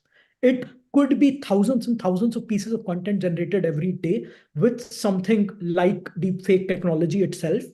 Generative AI, the entire point is that the cost of generation is like pretty negligible. Such a circumstance, the election commission just stands no chance.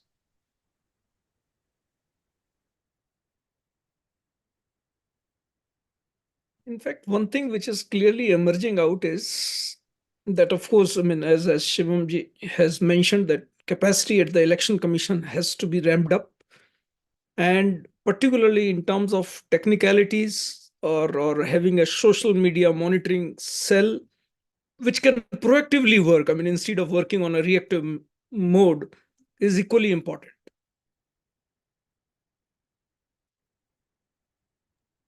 Right. I think Nikhil's connection might have dropped off suddenly. So I'll just take over. In terms of elections, I was hoping to come to Tarunima. Do you see any negative consequences of using deepfakes in elections? Because we've talked a lot about positive use cases, about increasing a candidate's reach and so on. Are there any negative use cases? And if there are, you could fill us in. Sure. I actually think Jensi did give examples of from Bangladesh that were quite illuminating, and I think it's not difficult to imagine some of the negative use cases.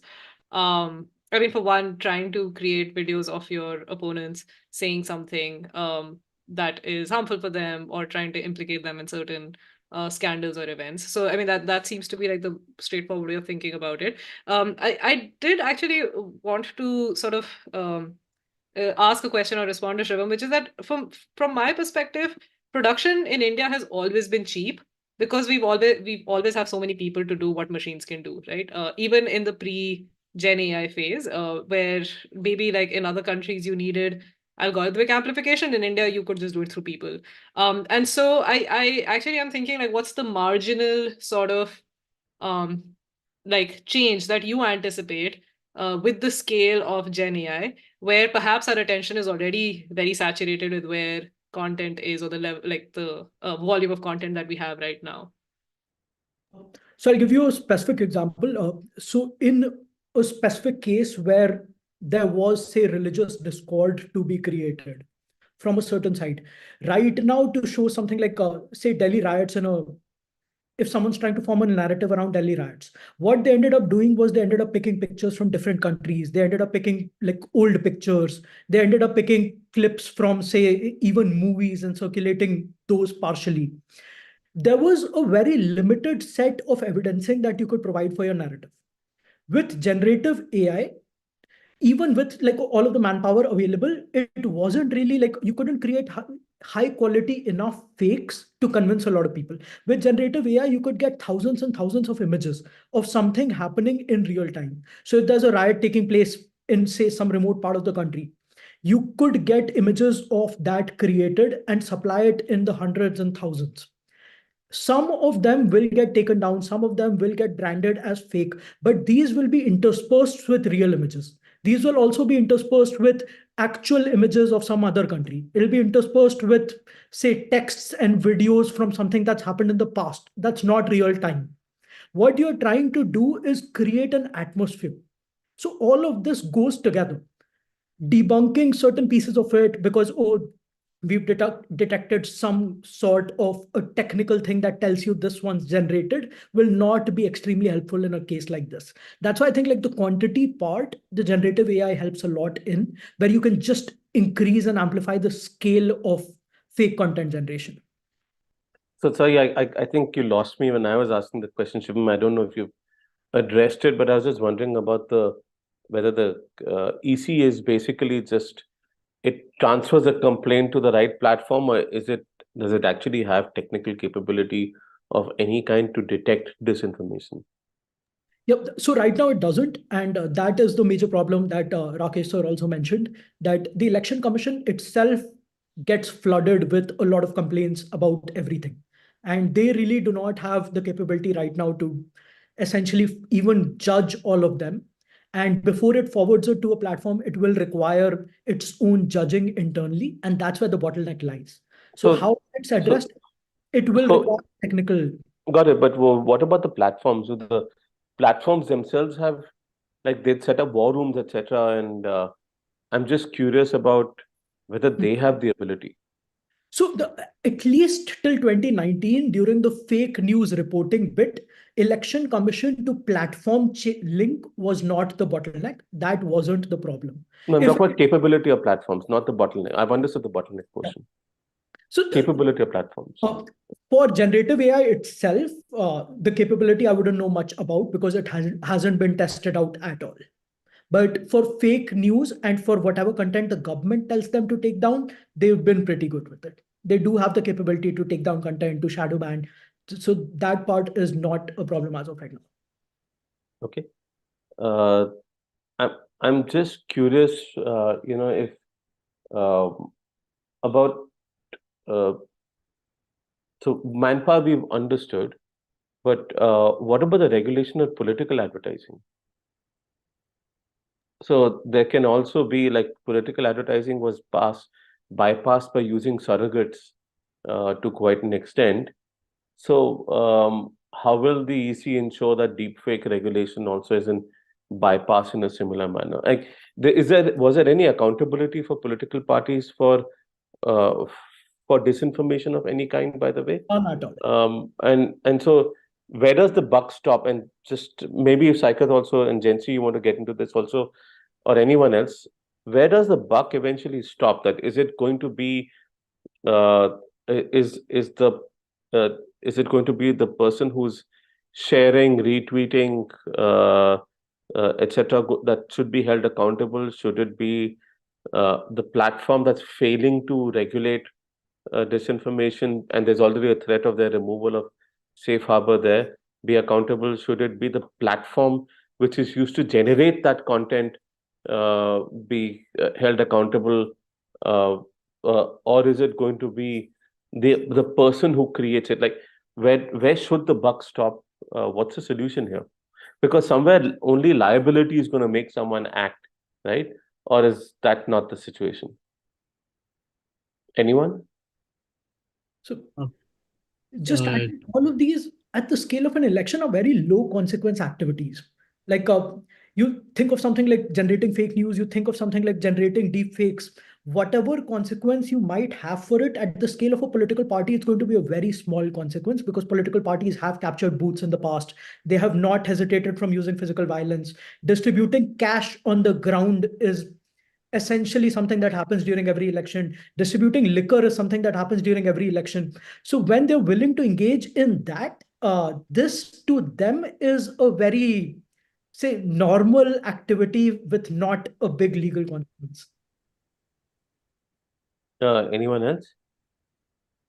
Yeah, as far as my knowledge is concerned, I mean, and particularly with respect to the ads, so therefore, wherever there was a commercial element, the ads were supposed to have been approved by the concerned parties. And only those ads were being accepted by the social media platform. So that was one of the code which in a way was worked out, and hopefully, I mean, something similar should work out this time as well. But with respect to the user generated content, of course, the problem is of a different nature. No, so if you look at it right now, the way regulation seems to be constructed in this country or created in this country, it is that it's regulation through platforms. So the sword of losing safe harbor is always hanging on the platforms, but there is very little in terms of liability on other actors right now. I'm just curious if there needs to be a different approach on the creation side, on the creation platform side, on the distribution side, where it's not a platform that's distributing, it's an individual that is basically distributing on the platform as well. So is there no consequence for any other actor in this entire game apart from the platform? And is that essentially fair? Legally, it does exist because the user is liable to be deplatformed. I mean, as the least. And of course, otherwise, the penalties or criminal penalties as have been provided under the IT Act.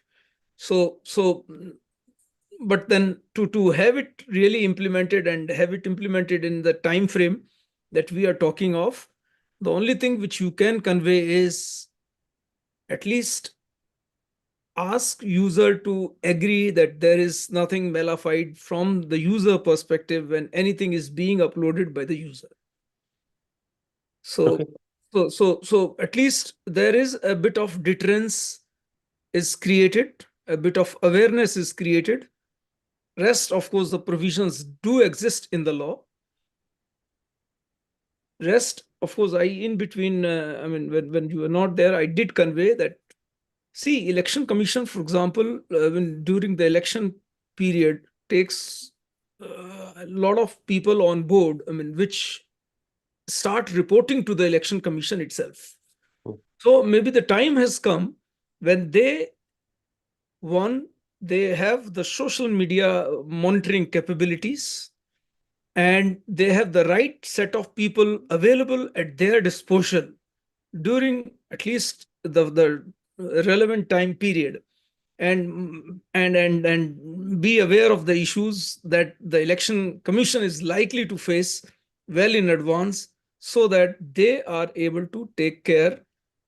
I completely agree. I mean, having gone through the whole conversation, that this is or this will be will add or will contribute to little of the problem solving that we are trying to do, but whatever little or whatever percentage it can at least cover must be covered.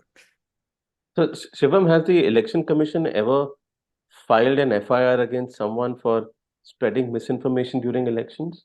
Is there any, and so maybe to you as well, is there any legal framework for them to file an FIR under? So I know that state governments have at the Election Commission's behest. So that has definitely happened. But what usually happens is that the state government drops the FIR right after the election's done based on who's won the state. So that's how it's usually played out. So usually the people who they file it against, they win. That's been my experience with it. No, generally what happens is these FIRs just don't go anywhere after the election's done because no one really cares about pursuing them. But Rakesh sir might have more Yeah, knowledge. of course, with respect to FIRs, definitely no knowledge. But see, what once again can be done is to mute that particular user. And in any case, once again, from the regulation perspective and future regulation perspective, and that is about the verification of user, particularly where a new account is getting created. Now, with respect to existing accounts, because they're also available and available in plenty, little can probably be done. I mean, at least till such time the elections are being held. So I think I'm glad you mentioned verification of social media users, because that's something that we've heard very often from government officials, as well as Voluntary was some introduced in the IT rules.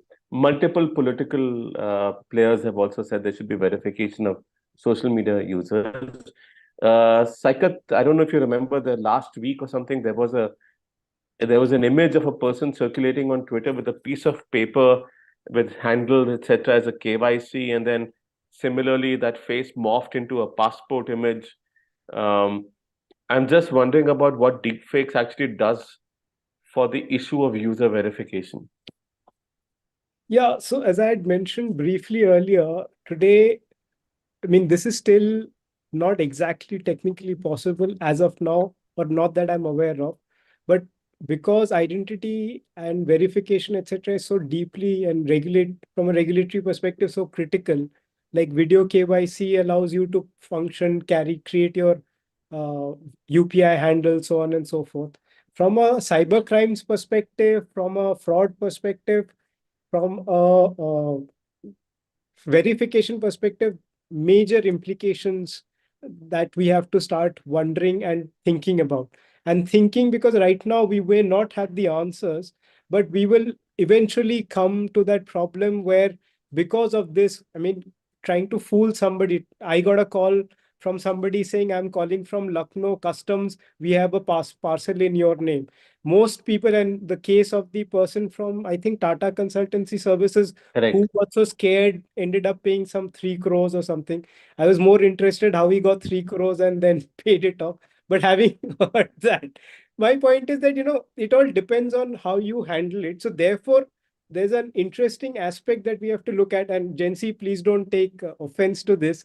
Fact checking is not the perspective or the way to approach this. Because you see, at the end of the day, deep fakes will be used to create perceptions and change perceptions, which may or may not have nothing to do with fact checking, for the simple reason Jency mentioned this, something happening in Gaza could be presented in a manner through deep fakes, which creates a perception issue and leads to a change in voting pattern. I think But that Saikat, we also have, like, just from a technical perspective, we had a situation where a face ID was seen as a possible solution to fingerprint cloning, which like college students were doing for attendance at times, right? So and we know that there's a large amount of sort of fake accounts that have been created for Aadhaar using some of these tools. Now, what does this do for a country that's constantly reliant on biometric authentication for access to critical services, access to payment ecosystems? We're seeing scams all across the board. Do deepfakes impact that situation? In my view, not only will it will have a massive impact. And therefore, you see, the whole infrastructure that we have built on ensuring that there is identity verification, which is video KYC, is the first thing that comes to my mind. That itself is threatened in a big way. So how does a mature regulator like RBI deal with something like that? And RBI is one of the most mature and advanced regulators that we have in the country today. How does that play out? I don't think I have answers, but since Gautam has raised his hand, I hope we'll hear some. I'm hoping for answers from Gautam. Gautam? Well, I don't have answers, but I have a perspective I can offer on biometrics specifically. So I was at a conference in December. It was a workshop on information forensics and security, and fingerprint biometrics was specifically a topic that a research group presented papers on.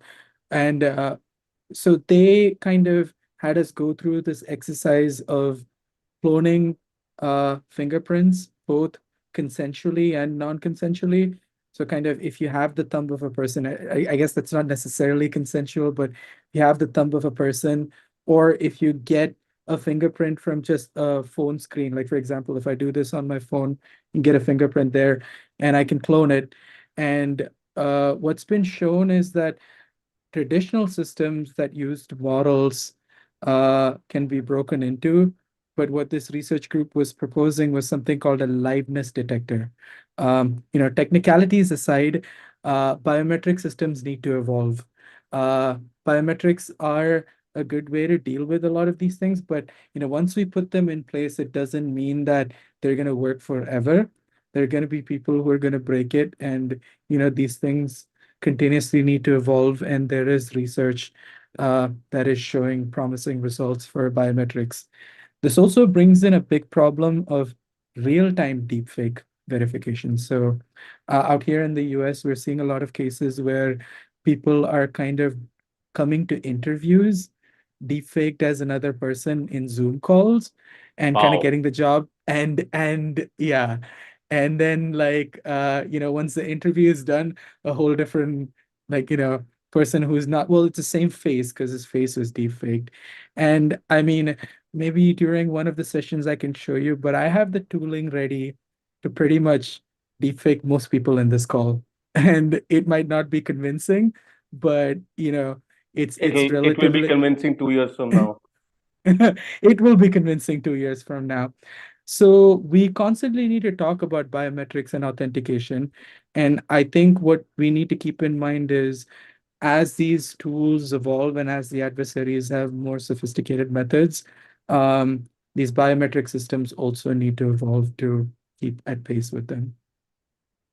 I want to move to a slightly tangential topic, related, but I've just been curious about the positive use cases. Jency, we've spoken about satire, so do you think that satire um, uh, created using deepfakes should be labeled?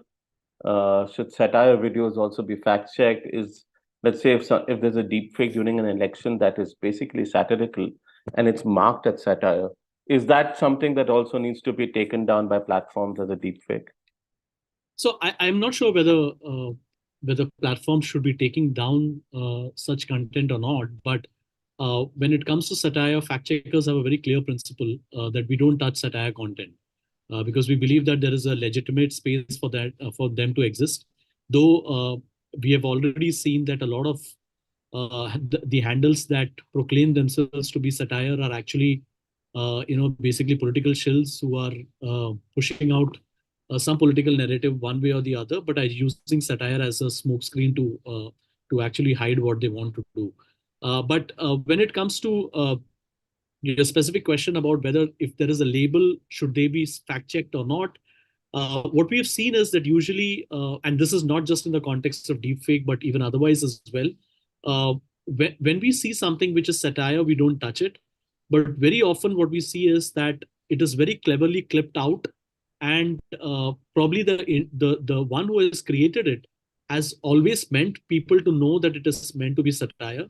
But when it is passed forward and when it is made viral on various other platforms, that labeling has been removed. So that's where then fact checkers come in, where we say that, okay, this was meant to be satire by the original user, but by the time it went on other platforms, it has been clipped very cleverly and is being mixed with other stuff to make people believe that it is true.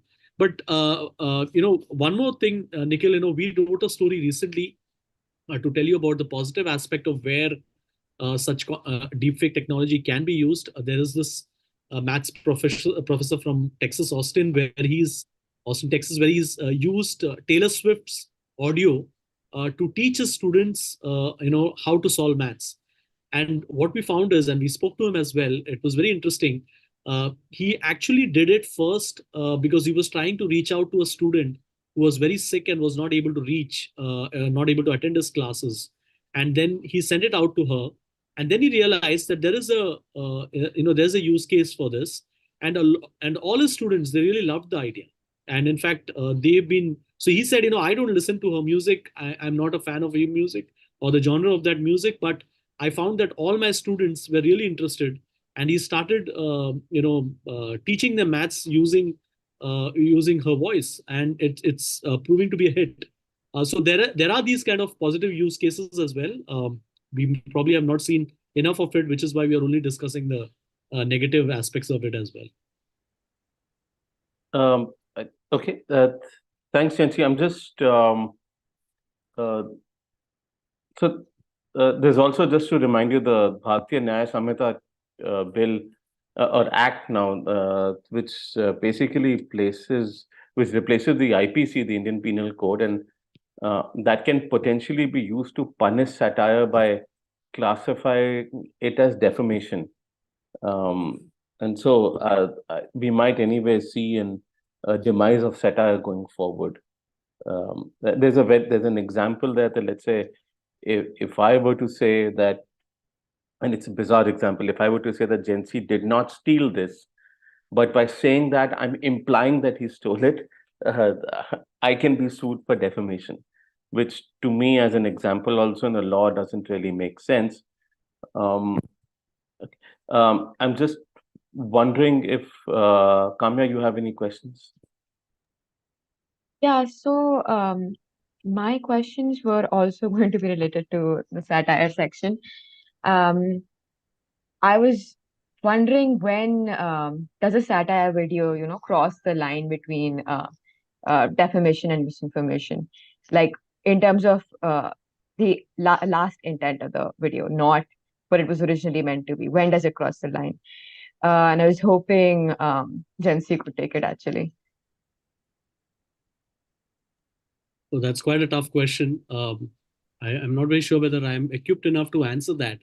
But we do know that there was this one quote of Raghuram Rajan which went viral sometime last year, where his quote was being, where someone had created a quote which he had not given and had published a story, and then that became viral on various other platforms, where people actually started believing that it is true, that it's Raghuram Rajan who said it.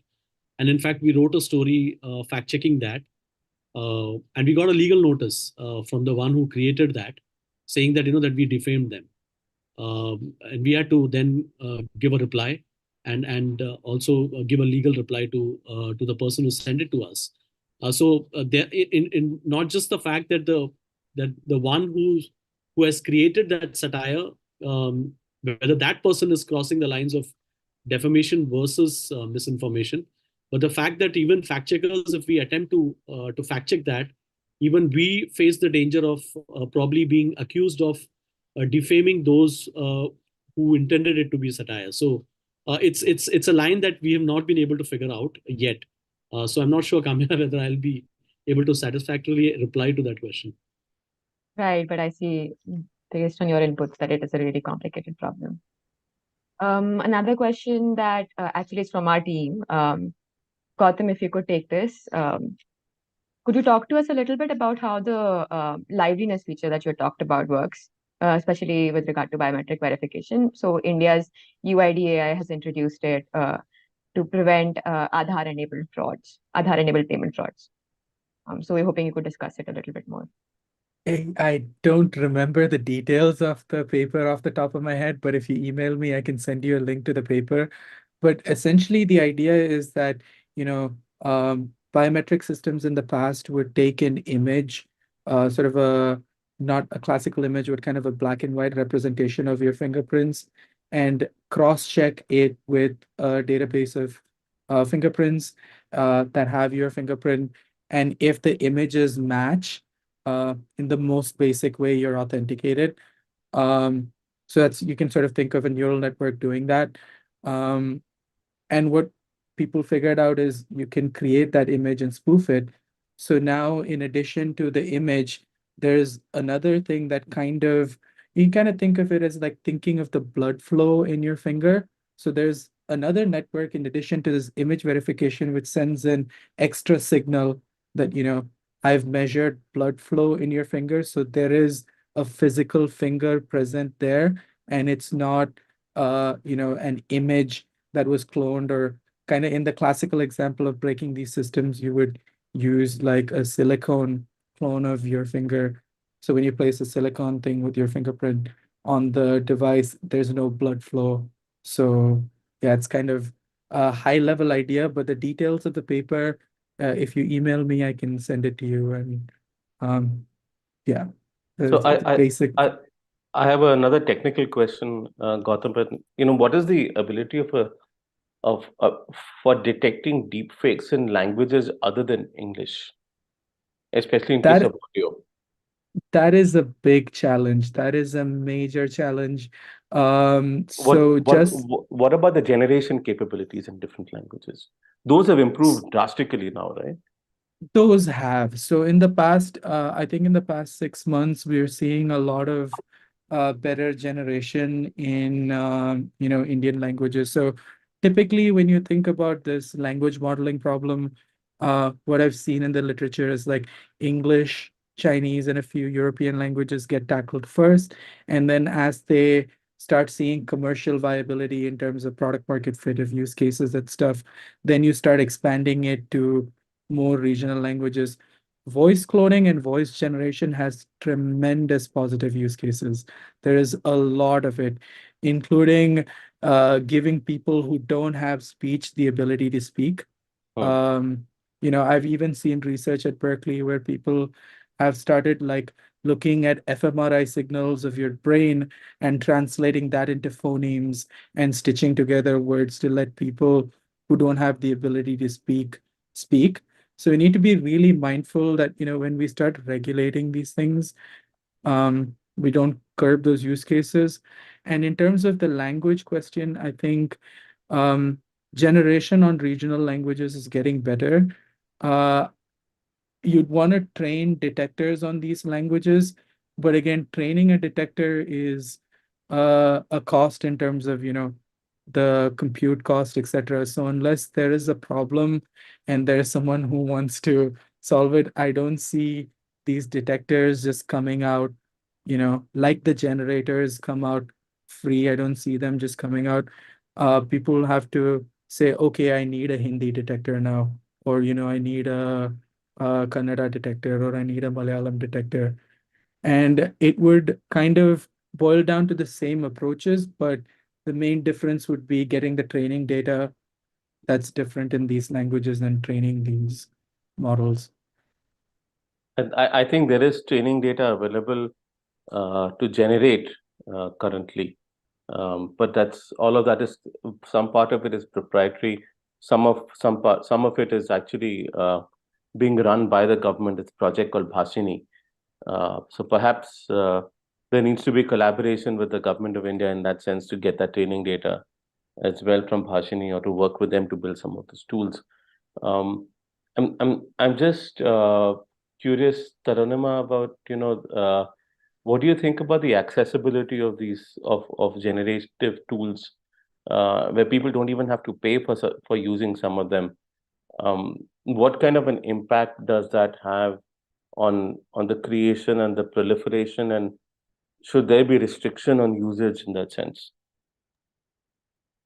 Right. Actually, yeah, Nikhil, we briefly touched this when you weren't here, and I was asking Shiva Okay. what he thought was the marginal change because of the volume of content that Gen AI enables. So, I mean, again, in the election use cases, we have discussed as well that there are enough financial incentives, and similarly for the scam use case, there are enough financial incentives to step over any payment terms that an app might create. But I think like having some restriction or putting some cost to creation of this content will at least make it better for the entertainment sort of content, which is usually sexualized pornographic, and certainly it will, in my view, change or have a dent in that space, but possibly not for the election and the financial scam space, because the benefit, I mean, you make a lot of money in those, or you benefit in other ways, and people will just sort of go over whatever cost a app puts.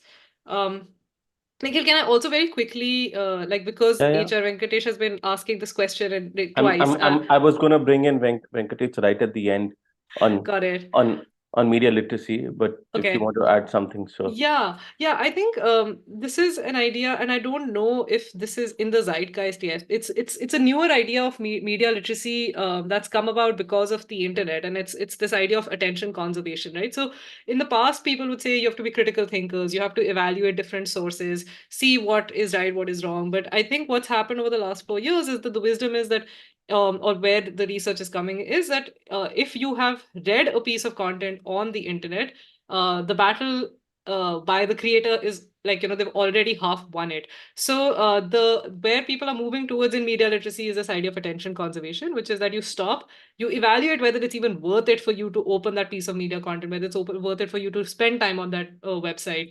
And you conserve your attention. And I feel like that is something that is even relevant for deepfakes, right? Which is that because we are now in this space where there's so much content on the internet and our attention is saturated, it is precious. And so let's all evaluate how do you, or think about where we spend it. I think HR Venkatesh, you would know a lot about this. I mean, you run an entire newsletter on this, so I want to hear your views about I'm it just as going well. to bring in Venkatesh right at the end. I Yeah. want to move because we're running out of time. I want to move to Yeah. solutioning a little bit. Taranima, if you could start with you, what are the kind of solutions that you have in mind that need to evolve, let's say, either immediately or over the next year to address this issue? So whether it's legal, whether it's media literacy, whether it is technical, what do you have any thoughts on what needs to happen? Right. I think in the short run, at least for this year and this elections, I would say, doing more of what we have been doing. It would be great if EC had the capacity to track what is already in its code of conduct, right? And I think that code of conduct is sufficient to capture a lot of violations around misinformation as well. And so I would say that, again, getting the scale of the problem right, which I think we're all agreeing to is not that extreme right now. We all agree that the risks in the long term are real. And I think generally we've always said that the approach is always going to be partly technical and partly social. We think that there will be forensic tools, but it'll always be matched with journalistic capacity. And so for me that seems to be the way to go forward in the short term and possibly in the long term. But I am looking forward to some of these innovations that Gautam you were mentioning around provenance and signatures. I don't know enough about it, but yeah, I'm curious to see if that can help. Is there anything, any kind of a self-regulation code that needs to exist? If so, what should that have? Self-regulatory code for social media platforms. For social media platforms or for AI companies? AI companies in particular.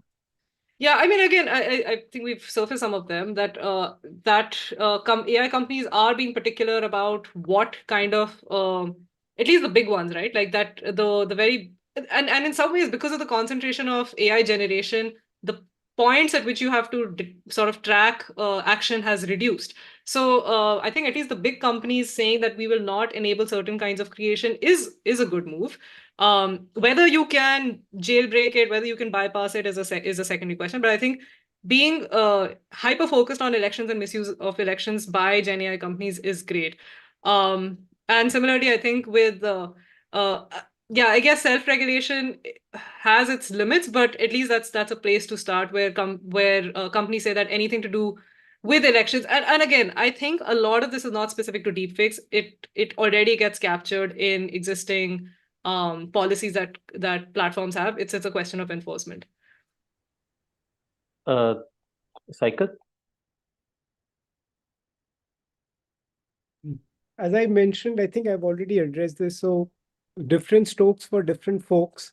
So we'll have to break it up into, there is the content generation part. So those who are creating tools which can be used because it's mostly for free, like image creator is now free. And so therefore, there should be certain degree of regulation for them. Then the platforms which could be misused, then another set of regulations for them. And then look at also how we can deploy certain degrees of traceability, which again is challenging, but we've seen it work to an extent in CSAM. So can we use some of those techniques that we could employ here. So that's one set of things. But generally also not look at it only as a technology problem, but also look at it from a psychological, sociological, and political science problem. Because as I said, a lot of these things are working because we live in polarized times. And if you are not cognizant of that, and which is why I'm always so suspicious of things, and there is a lot of research now which shows media literacy has failed. And therefore, from a polarized perspective, we have to keep that in mind, which is why deepfakes have succeeded or are succeeding, or why disinformation is succeeding. So I'm just going to also just go to Gautam on that CSAM question. I think you'd mentioned a little bit in your presentation about why CSAM is very different from detecting deepfakes. Could you just talk a little bit about that? Well, yeah, I'm gonna talk about CSAM before the advent of generative AI. So before the advent of generative AI, CSAM was usually photographs, disturbing photographs of explicit material involving children, that could be collected by law enforcement agencies.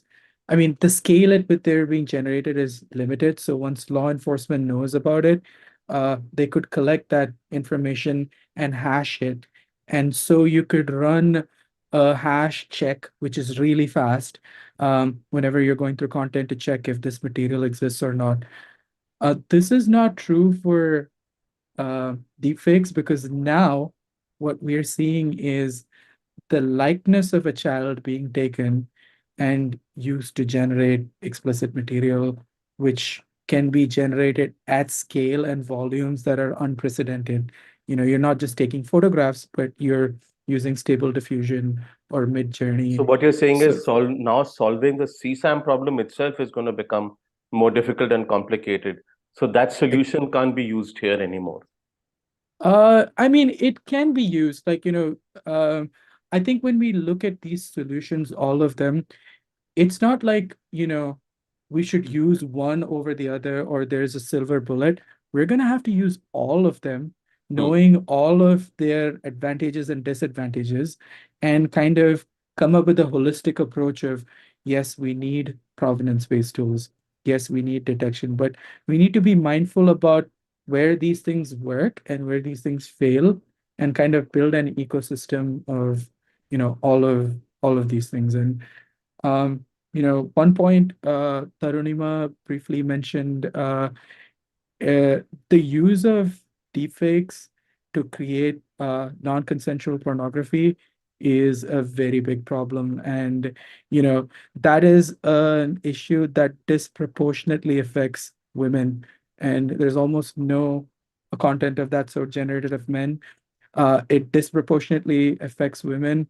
And I know that there's regulation, don't know the details of it, that's happened here to ban that. And that's another problem that, once this thing blows up, could potentially cause a lot of harm. So yeah, another thing that we missed in the larger debate, but or the discussion, but something to keep in. So since we're already with you, your solutions from technical, legal, society point of view, what do you see, what do you want to see happening going forward over the next year? Yeah, so I'll start with the technological part, because that's what I've been actively working on. I think, in the past 5 years, what we've seen in Silicon Valley and across the world is kind of rapid generation in deep learning techniques, and them finding what we call product market fit. I think they have found product market fit. Now they're scaling, and we know these applications will exist. So we need to take a little bit of money out of that and start spending it more on the countermeasures for the harm, which is basically detection, and start developing detection and provenance-based techniques. There's very limited money going into this space right now, and I'd like to see more of, venture capital, government money, whatever sort, going on to not just the generation part, but also the detection part. In terms of trust and safety and platforms, I think we have to recognize that platforms are creating this generative AI tools with a vested interest of creating more content that gets more eyeballs and more advertising revenue for them. Keep that premise in mind and, kind of start critically looking at platforms and how their terms of use and policies should evolve so, they're not able to monetize based on disinformation and misinformation. And in terms of the government level, I think there's a lot of catching up across the world in terms of AI regulation that needs to happen. I'm not an expert on that space. I have some people I closely work with, so not much comments, but I think there needs to be a serious call to action across the world to regulate AI um, for safety. And media literacy is something that I've heard, and I know it's like pros and cons, and I know why y'all are like probably a little against it, but I still skeptical is the word. Skeptical is the word. Skeptical, yes. But I think that's an important part at the consumer level. I see a future where probably at the turn of the decade, each one of us is generating content at scale.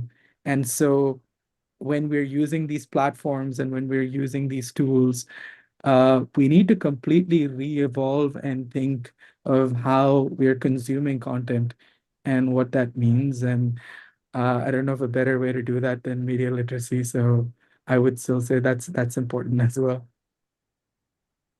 Jency, specifically on the legal and electoral side? Well, my ask is more, bread and butter. And considering that, that every day on a daily basis, we are looking at content and we are struggling basically to figure out how to look at whether this is AI generated or not. In fact, we are in touch with a lot of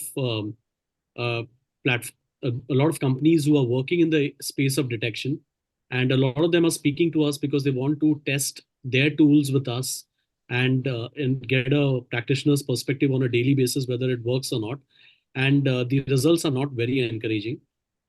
Many of them are saying that, like, we asked one of them to tell us what is the accuracy rate. They said it's about 80%. Someone said it's about 90%. Someone said it's about 95%. But we haven't still put them into use, because at the end of the day, it is my responsibility to publish the story. And as an editor, my neck is on the line when I trust that tool and say that, okay, I use this tool and it said that it's 80% efficacy or it is 90% assurance, that it is AI generated or not AI generated. So these things are still going on.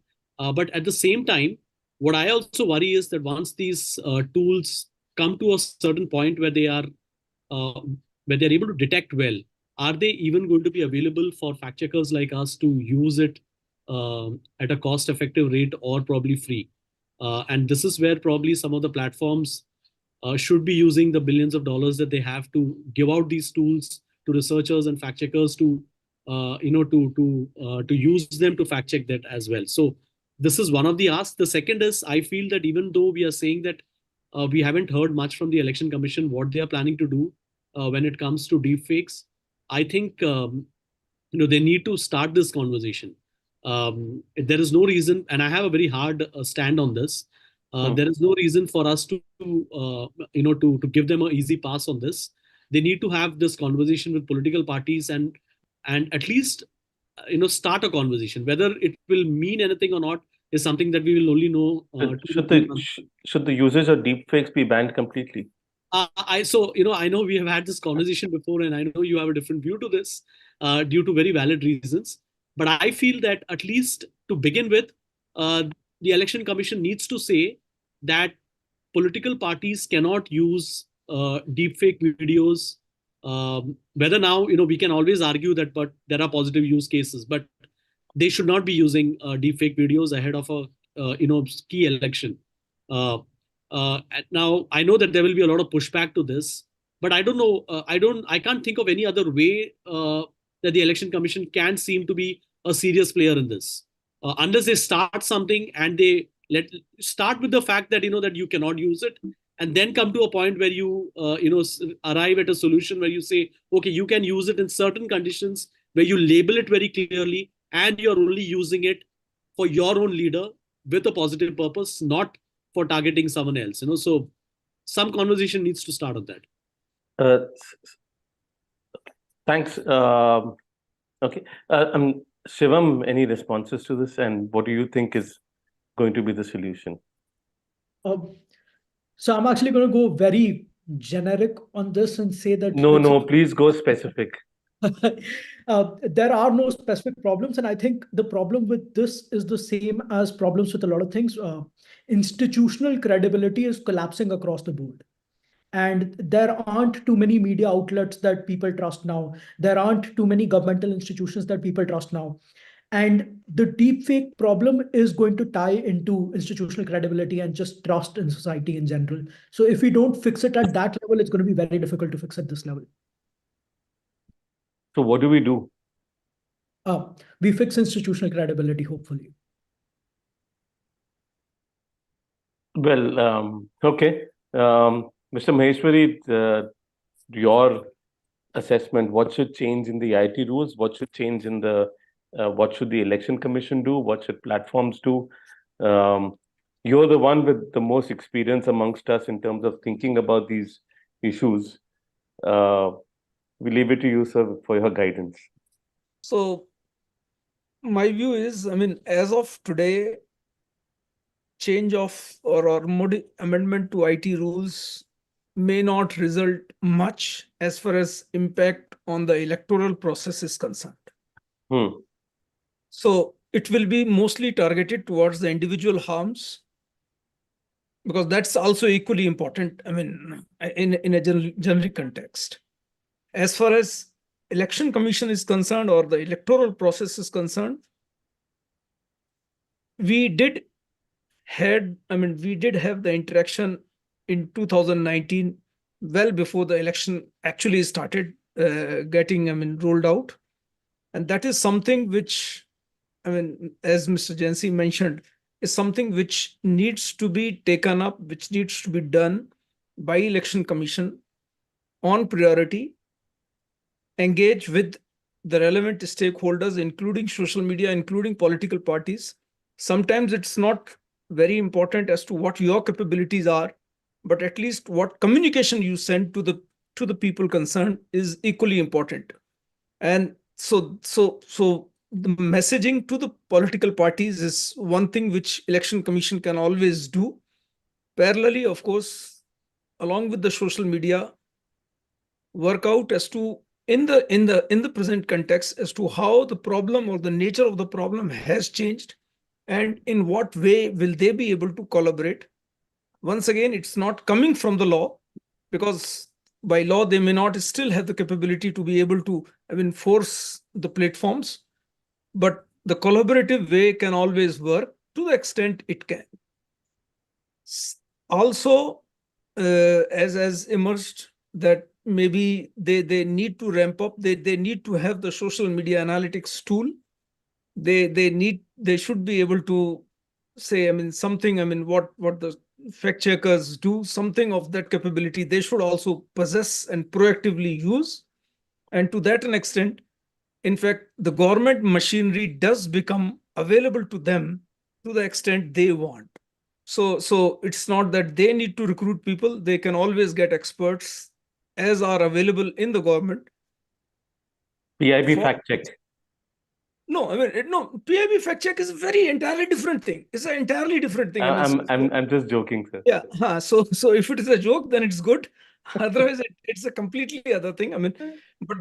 But then from a capability perspective, see, social media analytics tool or social media monitoring tools are being used by law enforcement agencies and many other organizations within government, not by Ministry of Electronics and IT. So this is where their hands can be supported if they have that kind of a will, and they should have that will. That's my take. So Goram, you have your hand up. Any questions or any point that you want to make? Yeah, am I audible? Loud and clear, Goram. Yeah, I had a question which has always bothered me. I understand that deepfake pornography, especially when it comes to child pornography, is like a horrible, horrible thing, and I hate to be seen as seeming to defend it. But I've always had the question, where is the harm? Other than the argument that it encourages these kind of things, where is the harm? Which is the harm, right? Which is why you have restrictions in society, for example, warnings regarding tobacco use, regarding, and I'm not equating the two, but there is that harm then, that it normalizes such actions in Yeah, society. that argument I can see. Normalization.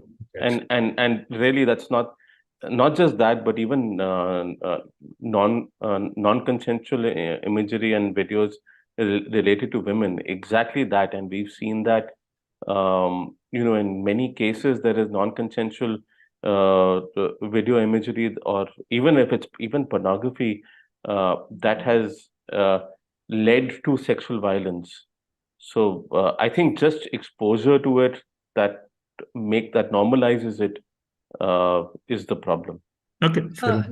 Nikhil, can I just Yeah. because this is also like linked to something I had said. I would want this is just an invitation to have a separate conversation on this, right? Which is that what is the implication of animation? Because so much of this technology is about talking about realism and mimicking realism, right? Or mimicking reality. But what has been the past record of, say, AR, VR, video games? And I take your point very much so in India, especially. Because we don't have a conversation about sexuality, and then people get introduced to pornography. So I take that point. But I also want to understand like the broader context of or like the global sort of evidence on how all of these technologies and its mimicking of reality changes what people think about gender and sexuality, right? And I think I've heard it from the weirdest quarters. Like people, like I've heard gender rights activists say that, oh, like perhaps this will normalize nudity, which is something we want, right? So I am not saying I understand the point you're making, but I think it's a really complex It is, and it's Yeah. such a research project. Sure. Venkatesh, media literacy. Yes, sir. Yeah, Nikhilji, if you can permit me. Hanji, sir. Absolutely. So one thing which Gautam also talked about, that particularly in the context of CSAM, once again, there is a lot of collaboration amongst the platforms which happen. NICMIC, for example, is the common point through which India also gets information almost on a real-time basis. Information about the uploaders and of course, information being disseminated amongst the technology platforms is what really happens. And this is what I was also emphasizing in the beginning, that with respect to the deepfakes, particularly the ones which have been detected, in addition to downgrading their virality, because it will be also available on other platforms, that they should also be able to get to know about it and get to, if it is possible from a hash perspective, not, to be able to detect it online and not really able to not promote it is equally important. So in respect of deepfake also, something which was attempted in CSAM is what needs to be attempted in this area as well. So, and just going back to what Gautam had said was that even detection of child pornography deepfakes is becoming difficult because the volume that is being created, because that's almost one-to-one matching that takes place, and that also because there can be modifications as well. Hashing is not an efficient technique, even though that's being evolved. What really happens is, as soon as something is reported to the platform, they just look into their hash bank, which is a sort of a resilient hash bank. It is not exactly, technologically, it exactly need not match. It is a resilient hash bank. It's a perceptive hash bank, which was talked about, which is what platforms can always do in respect of content which has already been identified as misinformation or deepfakes. Gautam, do you want to address this? Yeah. I mean, I think it does make sense to some extent to kind of have it in a hash bank, but the biggest pushback against hashing, even for CSAM material. So the professor I work with has done a lot of work on this, and he's got a lot of pushback from platforms on implementing this as privacy concerns, because the same hashing can then be used to identify individuals and videos to some extent. There's a debate that has been happening around, like, should we do it or not? There has been collaboration, like Mr. Maheshwari has mentioned, but deploying this hashing at scale outside a problem like CSAM has gotten pushback from privacy advocates, is my knowledge of the matter. Again, I need to look up the finer details, but off the top of my head, that's what I recall. I was just wondering if anyone else has any questions or would like to say something. Otherwise, I'll leave it to Venkatesh to close on media literacy. Burgess, do you want to talk about the platform's perspective?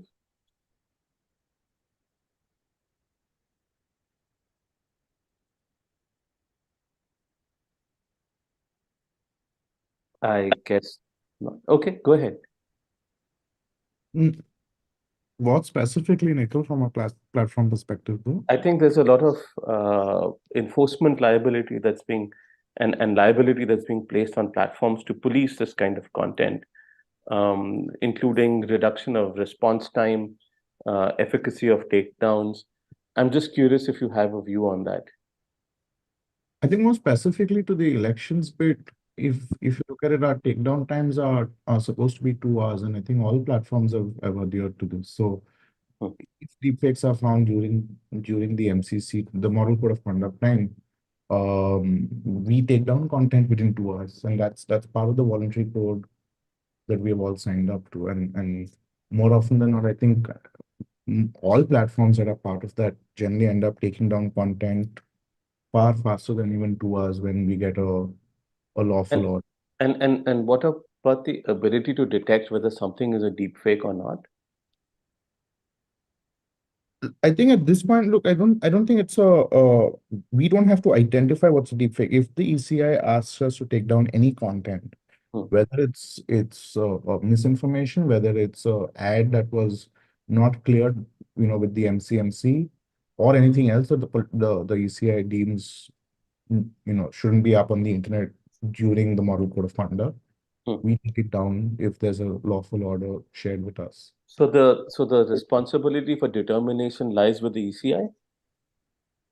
To some extent, yes. Especially around elections, yes. I mean, we enforce our community standards on the platform. It's not that we don't enforce our own community standards. So if we find something that's problematic, if a user reports something that is in violation of our community standards, and I think again, all platforms today have a policy with regard to synthetic or manipulated media, aka also called deepfakes. And if it is reported to us or we find it on the platform, we take it down.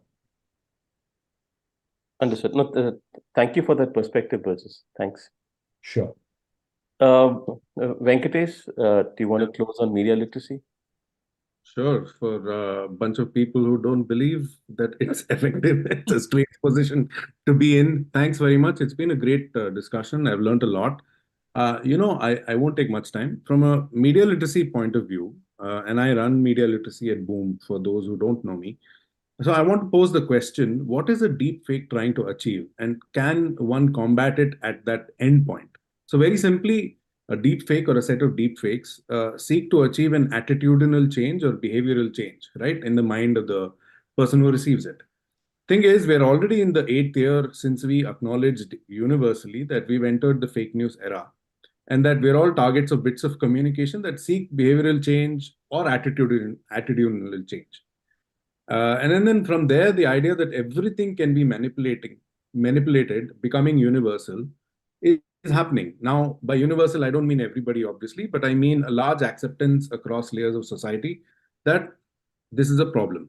So 2 quick examples. I'm told that politicians are regularly told now that if any audio of theirs or video of theirs is leaked that puts them in an embarrassing position, they have to deny it and attribute it to some kind of manipulated media. So this is already like de facto default behavior. I see in WhatsApp discussions that the term deep fake has pretty much reached a stage of universality, right? So where does like fake news, like fake news. like fake news? Yeah, it's become like a common noun. So where does that leave us? We are at the stage where, let's say, I believe that maybe the earth is flat, or that vaccines are a conspiracy, or I believe in a particular kind of politics, either on the left or the right. A person like I'm describing already knows about deep fakes already, okay, and regularly attributes deep fakes as a problem from the other side. The gap here, the critical one, is that they don't realize that the problem is not just the other side, but also my side, so to speak. That maybe I, as a person who believes X, Y, Z, is the problem. So, what do we do about this last mile connectivity? That's where I think we need to put in a lot of focus, and not enough focus is being like sort of there's not enough spotlight on that problem. So from that perspective, the problem, yes, is a technological problem, but it is also a psychology problem, and is the way our brains are wired. So last thing I'd say is, in a weird way, the more I see the acceptance that we are living in a world of deep fakes, the more the acceptance that everything we see is compromised. And Nikhil, you said at the beginning, we are at the stage of distrust being the default. So if distrust becomes the default, and I see a tipping point where we're going to reach that, then does it matter if it's a deep fake or a shallow fake, or whether it is a Photoshop, or whether it is misrepresented or misleading twist on what is a fact? No. So we can't, my limited point is, we can't ignore the need for media literacy, which is a very boring term, I agree. And the problem is, media literacy is being left to people in universities, though I think the challenge now is to make it mainstream. So it should no longer be an education issue. It should be a journalism issue, or an opportunity. It's always been a journalism issue and opportunity, frankly, in that sense. Not enough, I believe, but we can get into that later at some other point. And of course, if it's an education issue, it should not be at the university level, but it's should be at the school level. So anyway, that's that. Thank you. I didn't mean to dismiss it. I just felt that given the scale and the scope of the problem, it's always a losing battle more than anything else. Yeah, skepticism is good, cynicism probably not. But then all our interventions, whether it's platform or technological or policy or wherever, we're all trying our level best, and we're seeing mixed results, right? So that's the issue. Anyway, Nikhil, this is Burgess here. If I may just jump. Yeah, Burgess.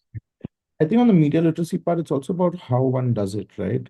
We have seen that because of the COVID spell, where we had a lot of misinformation around things that could help fight COVID, right? Whether it was snorting sesame oil or whatever else. Today, more people are aware of misinformation on social media or chat platforms or whatever else. More and more you see that some uncle will post something in a WhatsApp group or any other platform, and someone else will go and fact check it themselves, not having to depend on the platform fact checkers or whatever else many hours later. And so media literacy to some extent has helped in that sense. One. Two is also, even for instance with frauds, there's this amazing campaign that's going on with a Bollywood actor called Bholenath or whatever, and it is helping people who would not have otherwise realized how these scams occur. I mean, just look at Sachin Tendulkar's tweet 2 days ago, right? That would have brought a lot more literacy about this than anything else we've seen so far. Right, and so I think it would, to say that media literacy efforts do not help, I think would be pushing it too far. But at the same time, it has to be more direct. It has to be more unique methods of doing it. It could be little clips like those ads that are going about, or more awareness that there is misinformation on the internet, and that people will then figure out that even watching a video where the voice sounds a little funny may actually be a deep fake or synthetic media, or whatever else you want to call it. So there is some level of requirement of educating people of how the internet actually functions. and that would actually push this discussion further on fighting this kind of bad content on the internet. Since we have you, Burgess, any thoughts on solutions? Like how should the rules change? What should the election commission do? What else should the election commission do? That I will not comment on. Fair enough. Fair enough. Thanks, Burgess. Thanks, Right. Venkatesh. Appreciate your comments, and thank you for joining us, Shivam, Jensi, Taranima, Gautam, Mr. Maheshwari, Saikat. This has been, I would guess, the first of the discussions on dealing with deepfakes. I think there will be many more to come because we can only see this problem blowing up in the next couple of years. And so thank you for starting off this conversation, so to speak. We hope that for everyone who attended and everyone who's going to watch the video, this is going to lead to more such conversations, which in a sense will also enhance media literacy. That technology will improve, that governance will step in to bridge the gaps. And I think the ministers have taken the right step in terms of also within the ministry and with the platform starting this conversation, because it's going to be a long battle by the looks of it. We will do our bit in terms of writing about this conversation. The video will be up on YouTube as soon as this ends. I guess it was being live streamed. Please do feel free to share this and reporting on this with people. Anyone needs any contacts for helping spread the word about this or speak about this at other platforms, we'd be happy to help. I think with this battle is just beginning in a sense. So thank you all for joining us. Thank you, Mr. Maheshwari, specifically for your interventions. Really appreciate it, sir. I'd also like to thank Meta and Google for their support for this discussion.